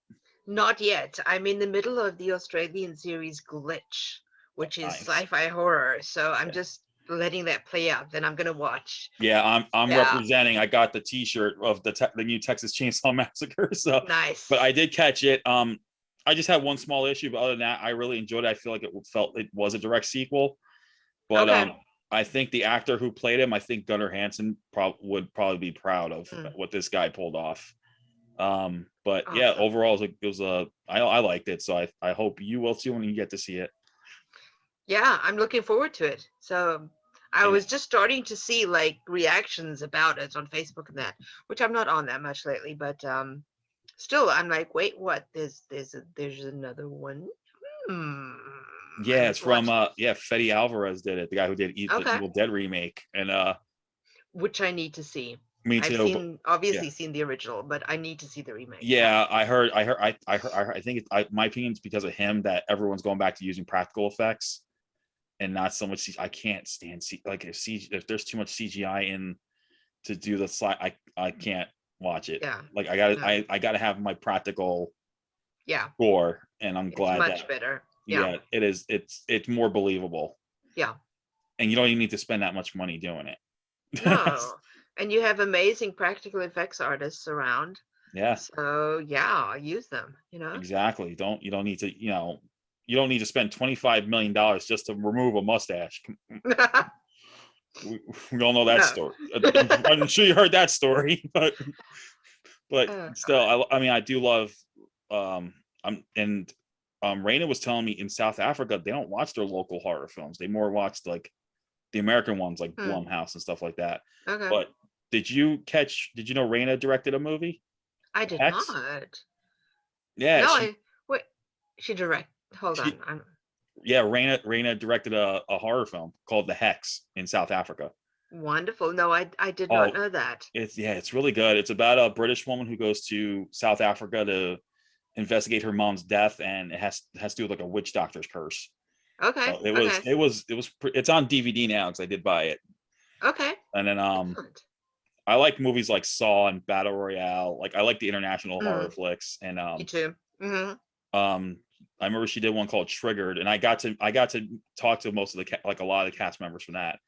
And that's also on DVD right now. Samuel Goldwyn Films picked it up, and it's 9 friends who, after 5 years after their high school graduation, they reunite. They get knocked out, and they're strapped with suicide bomb vests. Oh wow! And they have to kill each other, and whoever they kill, the closest one steals their time to survive.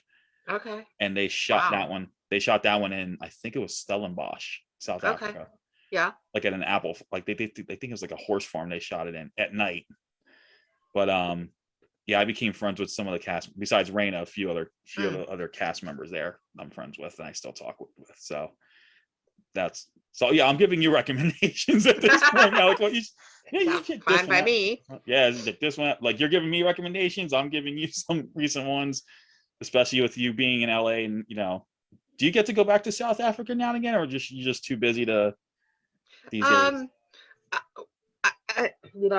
A lot of us, Jamie and I were going to go back. Well, we did go back in I think it was 2019 to shoot a film there, which unfortunately fell apart like the day before we arrived. No. So all we got to do was have a 3-week vacation in South Africa.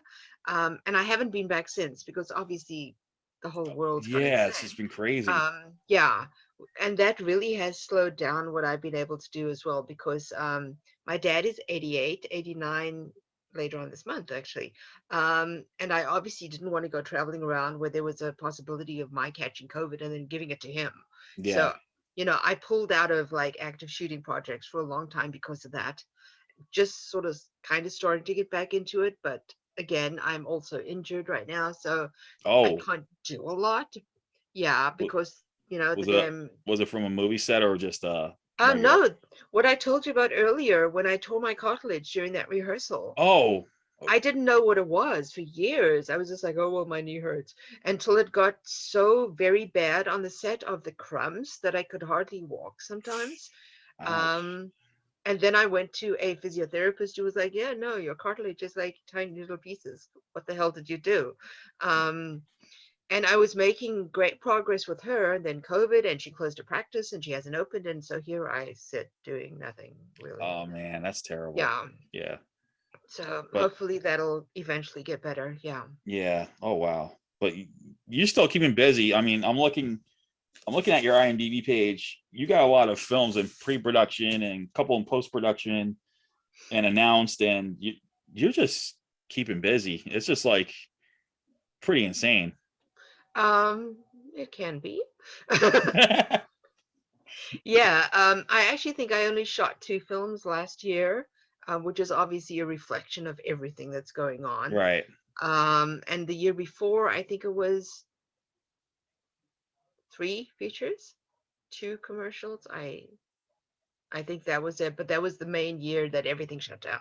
Everything shut down. Oh yeah. So yeah, I got a film in Colorado, shot before we all shut down. I was there in February 2020, and then I shot Pretty Boy. We haven't spoken about Pretty Boy. Yeah. Yeah. And Ronald's Little Factory shot at the end of 2020. Ronald's is still in post, but Pretty Boy is obviously out there. Yeah. And What was that experience like? oh, I loved it. I was at the LA premiere of Blind. I don't know if you've seen Blind. If you haven't, run, don't walk to see Blind. I was blown away by Blind. So I met Marcel, the director, and Sarah and Joe, writer, star, at the premiere. And I was like, you guys are gods. This film is amazing. I would love to work with you. So a couple of years later, when they did the sequel to Blind, which is Pretty Boy, Mhm. they wrote me in as Pretty Boy's mother, which was amazing. I loved the character. I loved shooting it. I had such wonderful scenes to play. The whole experience was just lovely. That's Um, awesome. yeah, and I hope we get to do more of that kind of work in the future. That would be really, really great. Do you have a favorite subgenre of horror films? Not so much Or, that you work with, but that you like to watch when on your off days. um, actually, I can answer both those questions. My favorite genre to work in, funnily enough, is horror comedy. Nice. Yeah, Yeah, and there's just something so goofy about that. I love it it. is. And like, believe it or not, I will tell you, if you get to see the new Slumber Party Massacre, they did what the original was supposed to do. It was supposed to be a satire on the slasher films, but then Roger Corman had turned it into a straight up slasher film. But the new version, they did what was originally intended, and then they switched up the horror tropes. So let's just put it this way: you ain't gonna see girls going out. You're gonna see guys. You see a guy's pillow fight, and you get to see a shower. Yes. Yes. It's just hysterical to watch. And you get a guy getting a shower scene, not a girl. Revenge is sweet. It was. I think she just said it best right there. I must find that film. Yes. Yeah. It is on It's on Blu-ray right now. Okay. So definitely work. Shout Factory released it, so you could definitely pick it up. I actually saw it at my local Walmart, so okay, they have it there. But yeah, it's worth it. But I will say the female gaze is what they went for with this, and they did a really good job. It's about time. Exactly, I totally agree with that. I granted, I'm a straight guy, but still, I'm like, why can't, like, I always see when you watch these horror films, you see like the tropes are like the girls have to get naked all the time, and the girls have to do all this. Like why can't the guys? That's just like not right. Like Yeah. At least they're showing equality now. That's a sense of equality between that now, and I'm glad they're doing that. I remember a conversation Jamie Bernadette had with Mayer on the set of I Spit on Your Grave. She was like, if I have to get naked, then the boys do as well. Because there was one scene where she was attacking Kevin, the character Kevin, Jonathan Pease, and she was like, no, if I have to be naked throughout most of this fucking film, then I hope I can swear. Ha. Oh, no, you're good. Then, You can. You can. Thank you. We'll allow it. Then I think the male characters do as well. And Mary was like, yes, okay, fine. So we got that equality on that set because of Jamie. Yeah. You definitely get that with Slumber Party Massacre, and yeah, like it's even at the point where the girls are seeing the pillow fight and like, is this what guys do when we're not around? I love that line. That line cracked me up. But just for the record, I'm not answering that. I will not say that. I plead the fifth. I'm pleading the fifth. To come back to your question, the genre of horror that I like watching the most is supernatural mystery, like ghost flicks. And my cat is howling in the background. If you hear it, just it's okay. It's fine. It's okay. I've had my dog bark. That's cool. I like werewolf films. Okay. And I was blessed, and I like the horror comedy, and I'm blessed that we got both of them last year with Werewolves Within, because that was one. I haven't seen that yet. Yeah. It was one of the funniest like horror films I saw. Like, it was meant to be a horror comedy, a murder mystery about someone's a werewolf in this town, and it was just the way it was executed was hysterical. It's like everyone's trying to go after each other. Like, you're the one, you're the werewolf. And it was really funny. So and Reina made a good point. We need more horror comedies. We don't get enough. Everything is, bamming out there. I think we need more horror comedies, because they're just, you need a good laugh while getting a good scare at the same time. That's what I think. Yeah.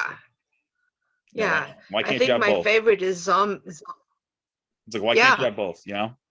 Exactly. Favorite horror comedy, I think, is Zombievers. If you haven't seen it, find it. I haven't seen it yet, but I was like, all right, I've seen it on like the streamings. I'm like, yeah, I'm gonna have to put this one on my list to watch, because I was like, that just looks insane.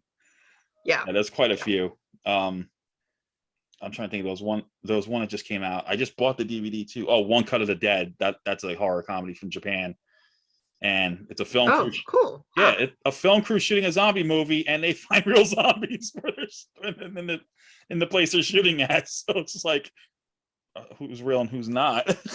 So that's one on my list. Yes. But Nicolas Cage did Willy's Wonderland. That's an insane movie. Yes. That was yes, crazy. Agreed. Yeah. That was there was another one. This was more of a sci-fi flick, but it did have horror stuff in it, from South Africa. Fried Berry. It was about a drug dealer overtaken by an alien. Like, he's possessed by an alien, and he's taken throughout Cape Town, and just goes on these wacky stuff happening throughout the film. But that was a fun one too. So we got quite a few good horror films. I also like films like Exorcist type movies, like the possession movies. Oh yeah, I do like those. Yeah. And one I'm waiting for, and I've talked to the director a few times. Along Came the Devil. I saw 1 and 2, and he did tell me they are planning a third one. Of course. Okay. Of course, the pandemic hit, so I don't know where it's going now, but I'm hoping they will do a third one eventually down the road, because I feel like it was open-ended. Like, they need to do a third one. Okay. And then I saw one just the other day, because I interviewed the director yesterday. It's coming out in a couple of weeks, called The Exorcism of God. It was good. Okay. Yeah. Interesting. Yeah, it's a priest. It's an American priest in Mexico. Like 18 years ago, he failed on an exorcism. He ended up getting possessed by the demonic spirit. And then 18 years later, he's now a recluse, and he's questioning his faith and loyalty when the demonic spirit returns and has taken over a young girl. So he has to figure out how to ultimately destroy it. The director of the movie is good. He did a good job on it. Okay. And so that's coming out. I think it's coming out on the 18th. So okay. So yeah. So yeah, we got we got some pretty good. We recommend each other some pretty good films we got to check out. So Thank you. Yes. It's safe to say Maria is definitely a true lady of horror. She's she's done everything, and I can see she clearly enjoys the work. Oh, totally. Yeah. There's some amazing films, amazing horror content across multiple genres, you know. Definitely. So yeah. Yeah, I feel like there's going to be a lot more of her to come, you know, now that hopefully, you know, this pandemic will finally be gone so we can ramp up production again to an all new high and get to see more of people like Maria on screen. And because she deserves it. If you don't know her name by now, it's about time you did, because she is one of the hardest and busiest actresses I've seen in so many things. It doesn't matter where it's A-list. It doesn't matter where it's indie film. You know, if you look up her name on IMDb, just pick any movie that she's done, and I'm guaranteeing you're going to have a good time watching it, no matter how small her role is. I'm serious about that. Oh, thank you so much. Yes. So on that note, that will be the end of our episode of Ladies of Horror. And guys, like I said, check out Maria Olsen on IMDb. Pick any film. I would recommend Percy Jackson. I would recommend I Spit on Your Grave, Deja Vu, Pretty Boy, Blind, and any other film that she talked about that she recommends. You all got to check it out. Even Zombievers, even though she liked that one to watch it, definitely check those out. So anyway, check out worldfilmgeek.com for our latest news, reviews, and interviews. Check out the World Film Geek podcast. We're going to have another episode of Ladies of Horror later this month. And also check out my Friday weekly edition of Movies That Need More Love, where I talk about underrated films that definitely need more love. Just yesterday, I did one on Slaughter High, 1986 slasher flick. So check that one out, and check it out every Friday.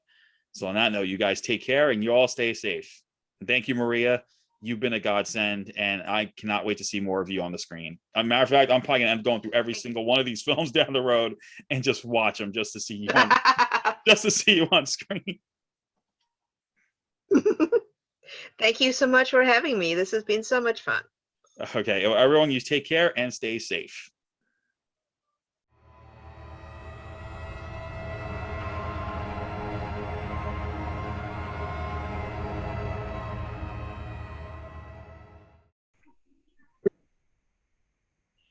Hey everyone, this is your friendly neighborhood world film geek, Albert Valance, and welcome to the third episode of the Ladies of Horror special for Women's History Month.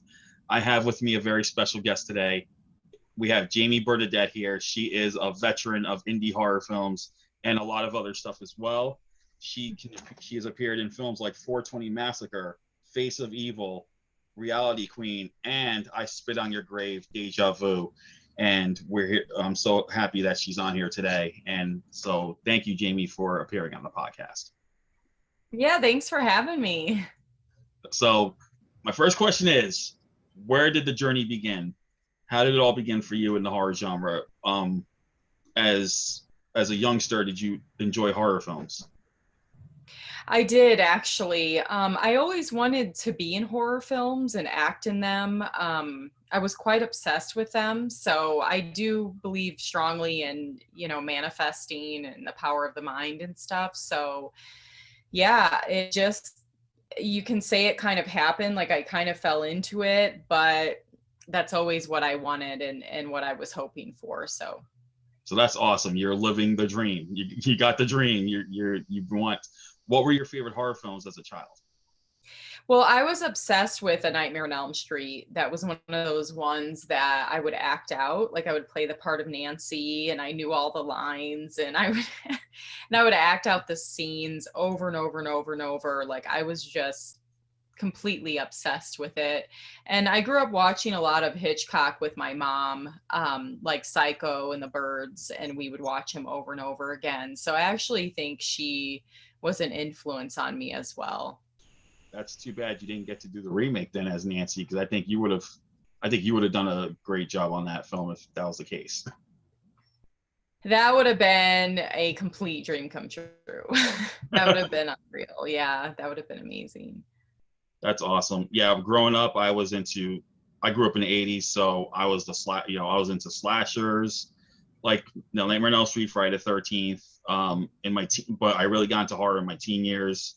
began with Texas Chainsaw Massacre, which is still my favorite, all-time favorite to this day, and these low budget ones. So I totally, and at one point I did want to get into special effects, but I think Destiny took me to a different route, which is where I am today. So I'm pretty excited about that.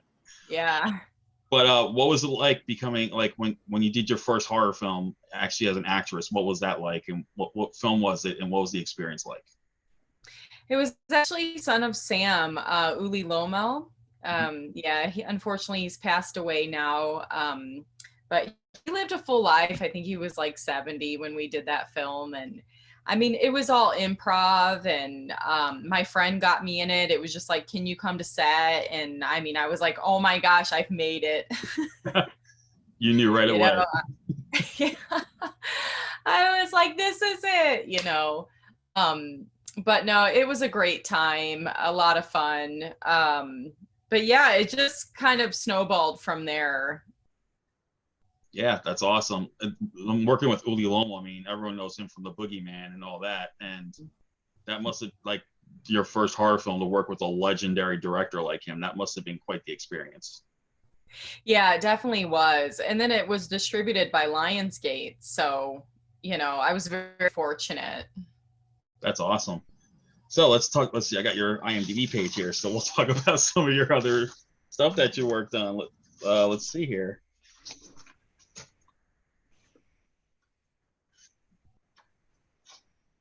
Oh, you did a short film, a Mortal Kombat short film, Rebirth. What was that like? Oh, it was fun. Yeah, like a fan film. I knew some of the people in it. They were good friends of mine. So yeah, they just kind of brought me on. That's awesome. And you also were in one of the Bunny Man movies. And even though you and Maria were in the movie together, you obviously didn't do your scenes together. She just had a small role as a bus driver, but you had quite a prominent role. What was it like doing Bunny Man? Because I've seen like some of the clips from that. The movie looked insane. Yeah, I mean, it was a blast. I had a lot of fun on that. What can I say about it? I mean, we were out in the middle of nowhere, so it was quite an adventure. Like, people were like camping, and there was like no hotels anywhere. So yeah, it was an adventure, and I love that. I love nature. I love camping and all of that. So it was right up my alley. That's awesome. And I know I totally see you from some of your films. You had this strong, you play like the strong survivalist type. I could totally see that. I saw that in 420 Massacre, where you played Jess, the birthday girl, and you don't show it at first, but then you get egged on to show your little self-defense skills, and you did like a judo throw. So that begs me to ask, did you learn that just for the film, or do you have some sort of background in learning that stuff just for fun or whatnot, like the fighting skills? No, I was a dancer actually, which apparently that helps you with fight choreography, but I didn't know that. I, like you said, I just tend to play the stronger type roles. I'm not sure why that is. I didn't know that was where I would fit in well. So yeah, I just started doing films and getting cast as that, and then working with fight choreographers, and that's how I learned what I know. I've done so many stunts now and fighting and stuff like that, but yeah, I was never formally trained in that, besides with the stunt coordinators and the ones who choreograph the fights. So yeah, but apparently my dancing did work. I remember one of the first fight choreographers I worked with, he was like, "Were you a dancer?" And I was like, "Yeah." And he was like, "Okay, because you have Taekwondo kicks that take people 3 years to master." So I guess that helped me a lot. But yeah, I never knew I was gonna fit into the strong type, but I've kept on booking that. But that's great because I like that role. It is. I think, yeah, I love, that's the type of like stuff I like. I grew up, that's the other genre I grew up with. If I didn't grow up with horror, I grew up with watching, martial arts flicks and stuff like that. And those are like the two genres I grew up with probably the most out of any genre. And, I do read about these women with dance backgrounds, or even like Jean-Claude Van Damme. He was a ballet dancer, and you see what he does in his movies. He does it with like such grace. But yeah, to see you in that, I could tell because you get that look in your eyes in some of your films, like you're ready to kill someone, and I'm thinking you could possibly play a killer in some films. Like you get this intense look, but I do like the fact that you play more of the strong final girl. Like we usually get the final girls who are like really scared or scream queens. You're more like the survivalist final girl, which I like. That's another type I like. Yeah, you're right. I never thought of that actually. You know, it is a different type of final girl for sure. Yeah, because they, let's go back to I Spit on Your Grave, the original, where you have Jennifer who's attacked so many times, and then the instinct comes out of her and she starts seeking revenge in these gruesome ways, which still makes me cringe as a guy, but that's besides the point. But you got to do the direct sequel with her, with Camille Keaton, and I Spit on Your Grave, Deja Vu, with Maria Olsen, our last guest. What was that like working with them? Because that Maria said such nice things about you and Camille, and she had such a blast working on it. And so what was it like from your viewpoint? Yeah, I mean, I did know the original even before I saw the casting notice for the sequels. So working with Camille, I mean, she's an icon, you know? And luckily, I mean, we hit it off right away. And it was like we had known each other forever. And we're still the best of friends. Like I call her on a regular basis. So I felt really comfortable with her, you know? But yeah, it was quite something meeting her. And then Maria, yeah, we had worked on a couple of films before together, but I never really got to know her until I Spit. So yeah, it was just lovely getting to know her and spend time with her.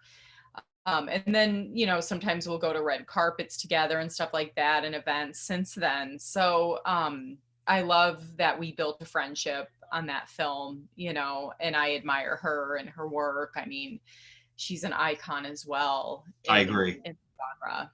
She's one of those supporting actresses who I feel like her name should be out there a lot more than it seems to be among certain communities. But for the horror film communities, I think she's definitely one of the greats. And with her and hearing her background story, how she had like no TV, no films from her, where she's originally from South Africa as well, and to hear where she came from, they didn't have TV or film. She got her horror kicks through books, reading Dracula and stuff.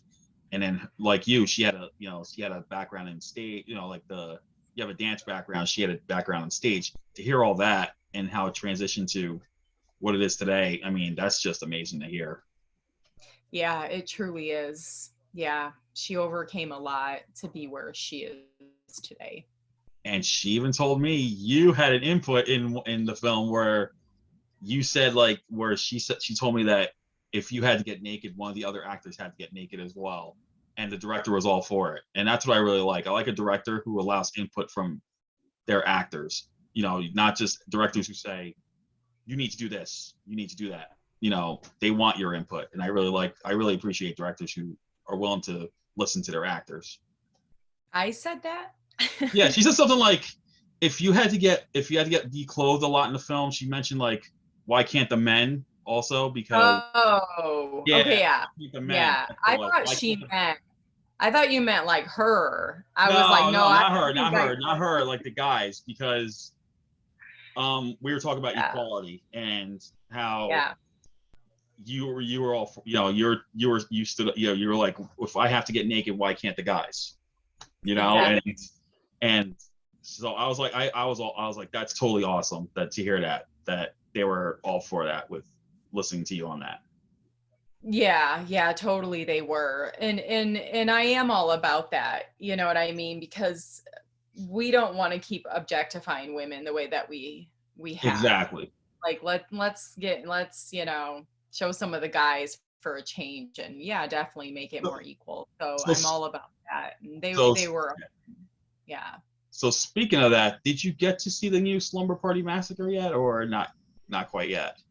No. Mm-mm. Well, I will tell you, you're gonna like it because they don't objectify women in this one. It's the guys who get objectified in this one.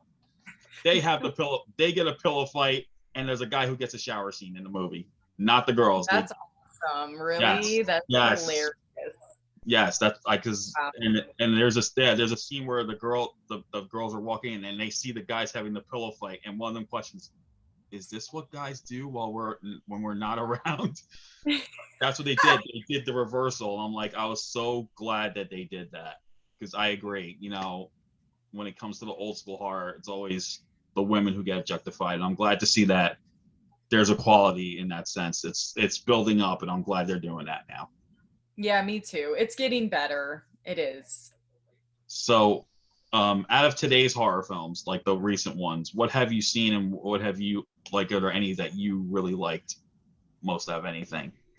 I mean, it's not that recent, but Hereditary, I really liked. Summer, I really liked. I liked Summer too. That movie was crazy. Yeah. I like horror with, I mean, I like all horror, but lately I've liked quite a bit of psychological horror, you know? So that's been where I've been leaning, and in my own work as well, like my own writing and stuff. Oh, so you're writing horror films as well? Like you're writing horror films as well now? You're getting into that? Yeah, I mean, I co-wrote The Sixth Friend, which I also produced and starred in, and then I wrote a film this past year, last year, that I directed for the first time, and I produced that and I lead the cast, and it's more of a psychological horror. Oh, I definitely will have to check that one out because I'm all for that, and I'm also for supporting, you know, female horror directors. Definitely, you know. We were talking about a mutual friend of ours, Reine Swart, earlier, just a little while ago, and she directed a movie, The Hex. I don't know if you gotten the chance to see that. That was like a psychological horror film that she did in South Africa, and it was good. I mean, I don't know if you got a chance to see that one yet. I haven't. I want to, though. I think it was called The Mask. Is that right? It's called, in South Africa, it's called Her Mask, and they released it in the US as The Hex because I have the DVD. Okay. And so it's on DVD now. You can get it. It's there's some parts that were a little cringy to me because it looks like we were talking about the scene where a girl sees like her nail coming out, and I don't know why I can watch throat getting slashed and stuff like that, but when I see something like that, it just gets me cringy. I don't get it. I don't know if it's what the psyche is with that, but yeah, I think everyone has their own thing that creeps them out, you know. Yeah, but I'm into the slashers. I'm into still, and I like werewolf movies. That's my other favorite horror films. I like seeing the transformations, but I like practical transformations. I don't like the CGI stuff. It's just looks too fake for me. Yeah. What's your thing with special effects? Do you like the practical effects more? Do you feel like they're more realistic than the CGI effects? I mean, generally, yeah. I think there can be too much CGI for sure. So yeah, you want to try to do as much practical as you can, I think, and then add in what you need to. Yeah, and I feel like that's why I like indie horror films, because they make the most out of like the lowest of budgets, and they could still make the film look good rather than, you know, these A-list Blumhouse type things where they sometimes resort to using CGI effects and it just doesn't look right. And you know, that's why I like indie horror films as well. Mm-hmm. Yeah. But, who would you consider your favorite? Well, I know you like probably what's like working with everyone on, you know, on your films, but who would you say are like some standouts that you would love to mention that you'd love working with? Oh man, directors or actors? Yeah, directors. Yeah. I mean, there's so many. There's so many. I really liked working with Sean Kane, Dead by Dawn. I don't know if you saw that one, but Lou Simon, All Girls Weekend, and I mean, gosh, I don't want to forget anyone. That's okay. I mean, Daryl Dylan Reynolds on 420 Massacre, because that looked like a fun film. Yeah, Dylan, he was great. I mean, they're all great. I mean, Daryl Root, it's not a horror film, but The Furnace, he's an Oscar nominated director. You worked with him too? Yeah. Okay, now I have to see that because he's one of my favorite directors. Oh, Daryl Root. Film. Oh Yeah. man. Yeah. Yeah. He directed Raina and the Lullaby, and Yeah. that movie was insane. Yeah, Like, it was really good. but Daryl is one of those who does like all genres, which I like. I like that directors can try different things. But Daryl is a guy who's done like almost every genre imaginable. So it's like you got to see like the type of films he does. Yeah. Yeah, he's an amazing director. So what was that? What was the name of that movie you worked with him on? The Furnace. The Furnace. Okay. Cool. Let's see what else we talk about. Yeah, let's talk about 420 Massacre because I watched that this morning, and what was it like working on that film and with the cast and all that? What was that like? Yeah, it was a lot of fun. I mean, playing a martial artist is a lot of fun. I like doing stunts and fighting and stuff like that. So, yeah, I don't know. When I read that script, I was like, this is gonna do really well, and I just knew it. I knew that people would like it. It's just kind of blown up. It was on Showtime like 2.5 years.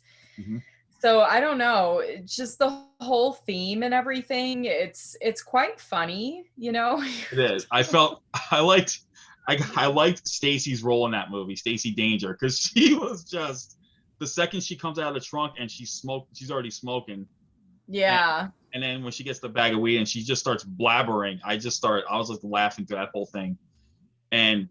But she had one of the most inventive deaths of that movie. I was like, that was insane because we saw a lot of slashings, but her death was just one of the best in that movie. Like if I had a kill count, I would consider that one of the best ones. Yeah, absolutely. Best of all time. One of the best. Like it was amazing. Yeah, the girls were great. They were a lot of fun. So yeah, it was a good experience. And I like the twist of the story where the one had the crush on you and she tried to kiss you. And you had this old little conversation and it's just like you were totally fine with it, but she still thinks you were still like uneasy with that. And I like that there's that LGBTQ representation now of horror films and that I really appreciate as well. I feel like they're now getting their voice in the horror community. And I feel like that, that's a whole big part of it. And I'm glad that they're doing that as well. Yeah, definitely. Yeah, they did a slasher film last year, Death Drop Gorgeous, which I have to mention. It was an LGBTQ slasher, had drag queens, slasher, deaths and all that. It had the whole blood ritual. That was such a big, I think that's on Shudder now. So I would recommend that one to people. So check that one out. So let's see what else. So what I know you recently were filming. Oh, wait a minute. Didn't you recently get married? I did, yeah. Yes. So I want to say congratulations on that. Thank you. I was going to say that earlier and I just didn't get a chance to. So congratulations. Oh, thank you. But you're keeping pretty busy lately, so that's good too. Is there anything new that's coming out that you can talk about? Yeah. Where do I begin? That's what I'm saying. Bone is coming out. I have like 10 films coming out hopefully this year. I have the Colonials. I don't want to forget any of them. I have the Colonials coming out. It's a sci-fi film. Amazing filmmakers. It's just incredible. I've seen clips and everything. Have Sebastian coming out. Really, it's an interesting plot. Yeah, I can't say too much, but it's a horror as well.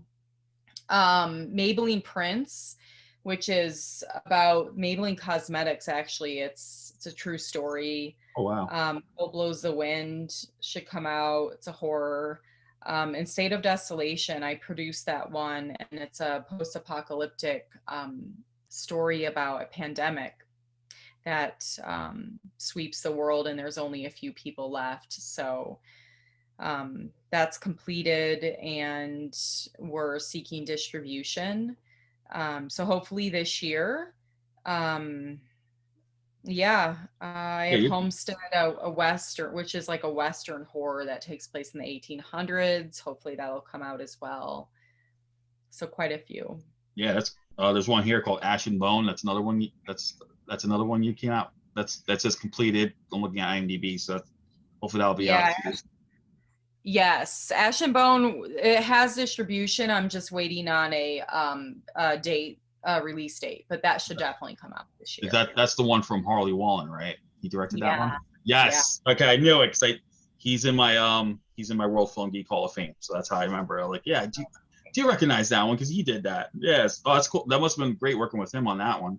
It really was. Honestly, they're such a fantastic team. I mean, they treated me so well. It was a dream. That's awesome. It was a dream, truly. Yeah, I loved working with them. So I do want to talk about, because you said you do a lot of your own stunts. Did you ever sustain any serious injuries like during any filming that you can remember? I mean, not serious. I've definitely been hurt before, but that comes with the territory. Yeah. You know what I mean? People accidentally, like I've been punched in the nose and had some other stuff happen. I don't know if I want to talk about, but yeah. But yeah, it comes with the territory. I mean, you know what you're getting into. Accidents happen no matter how much you rehearse. Yeah.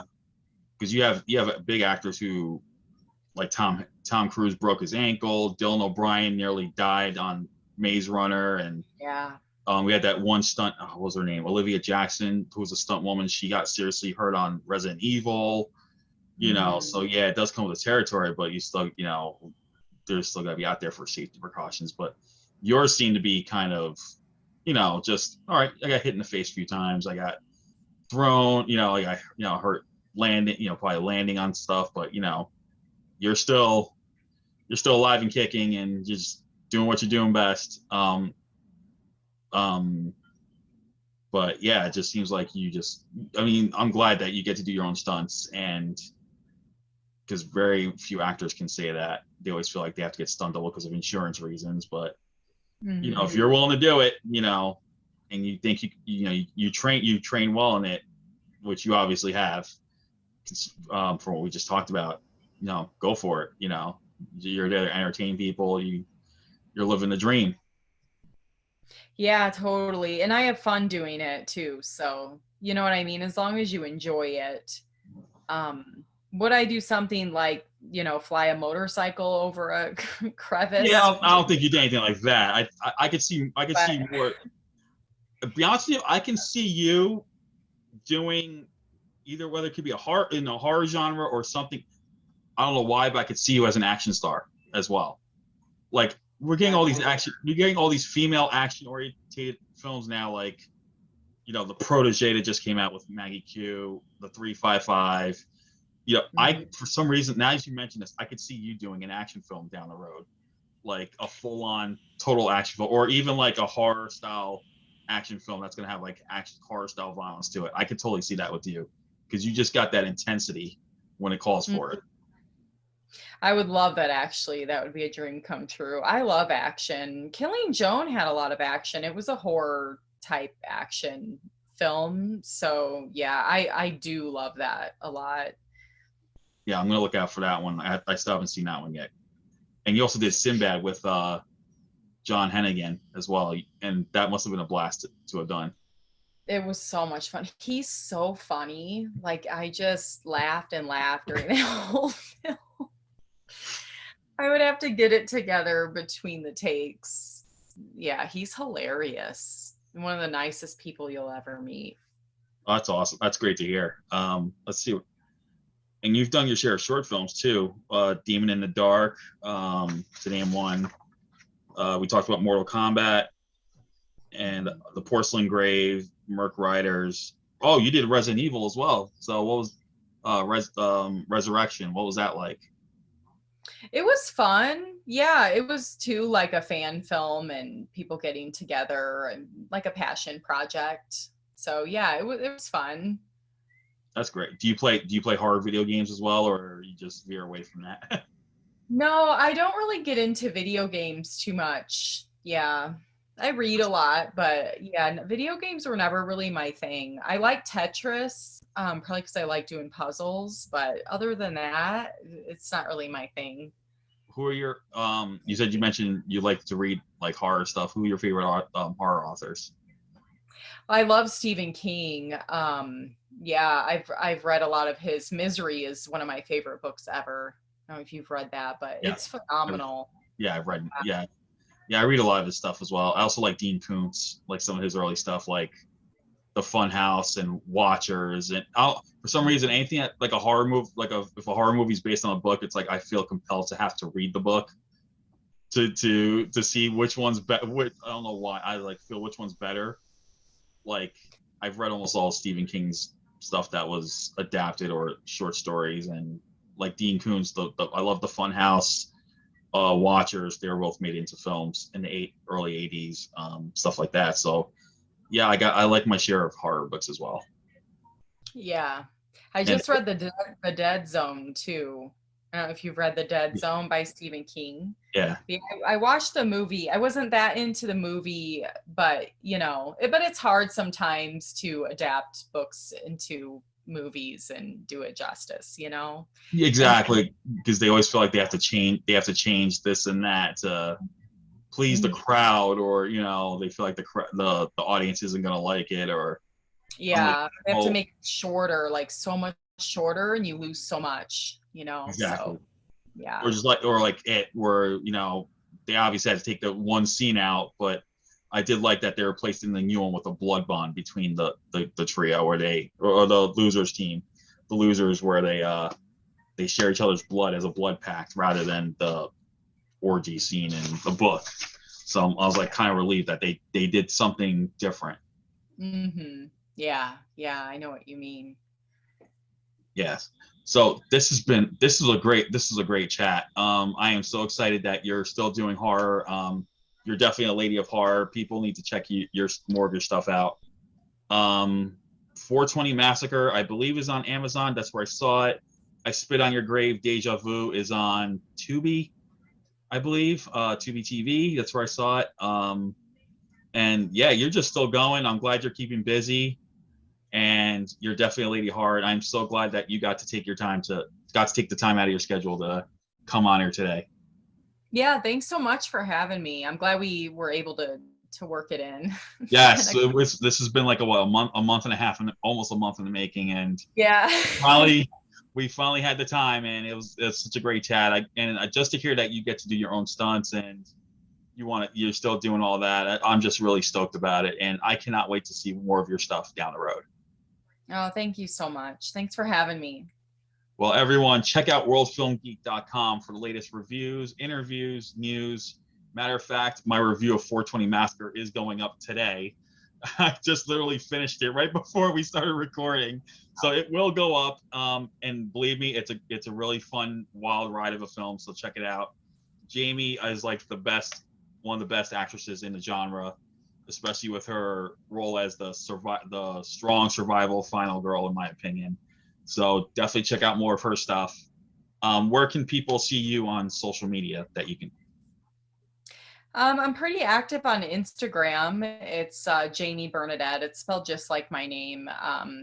There's multiple accounts, but I'm the verified one. That's the one that I run.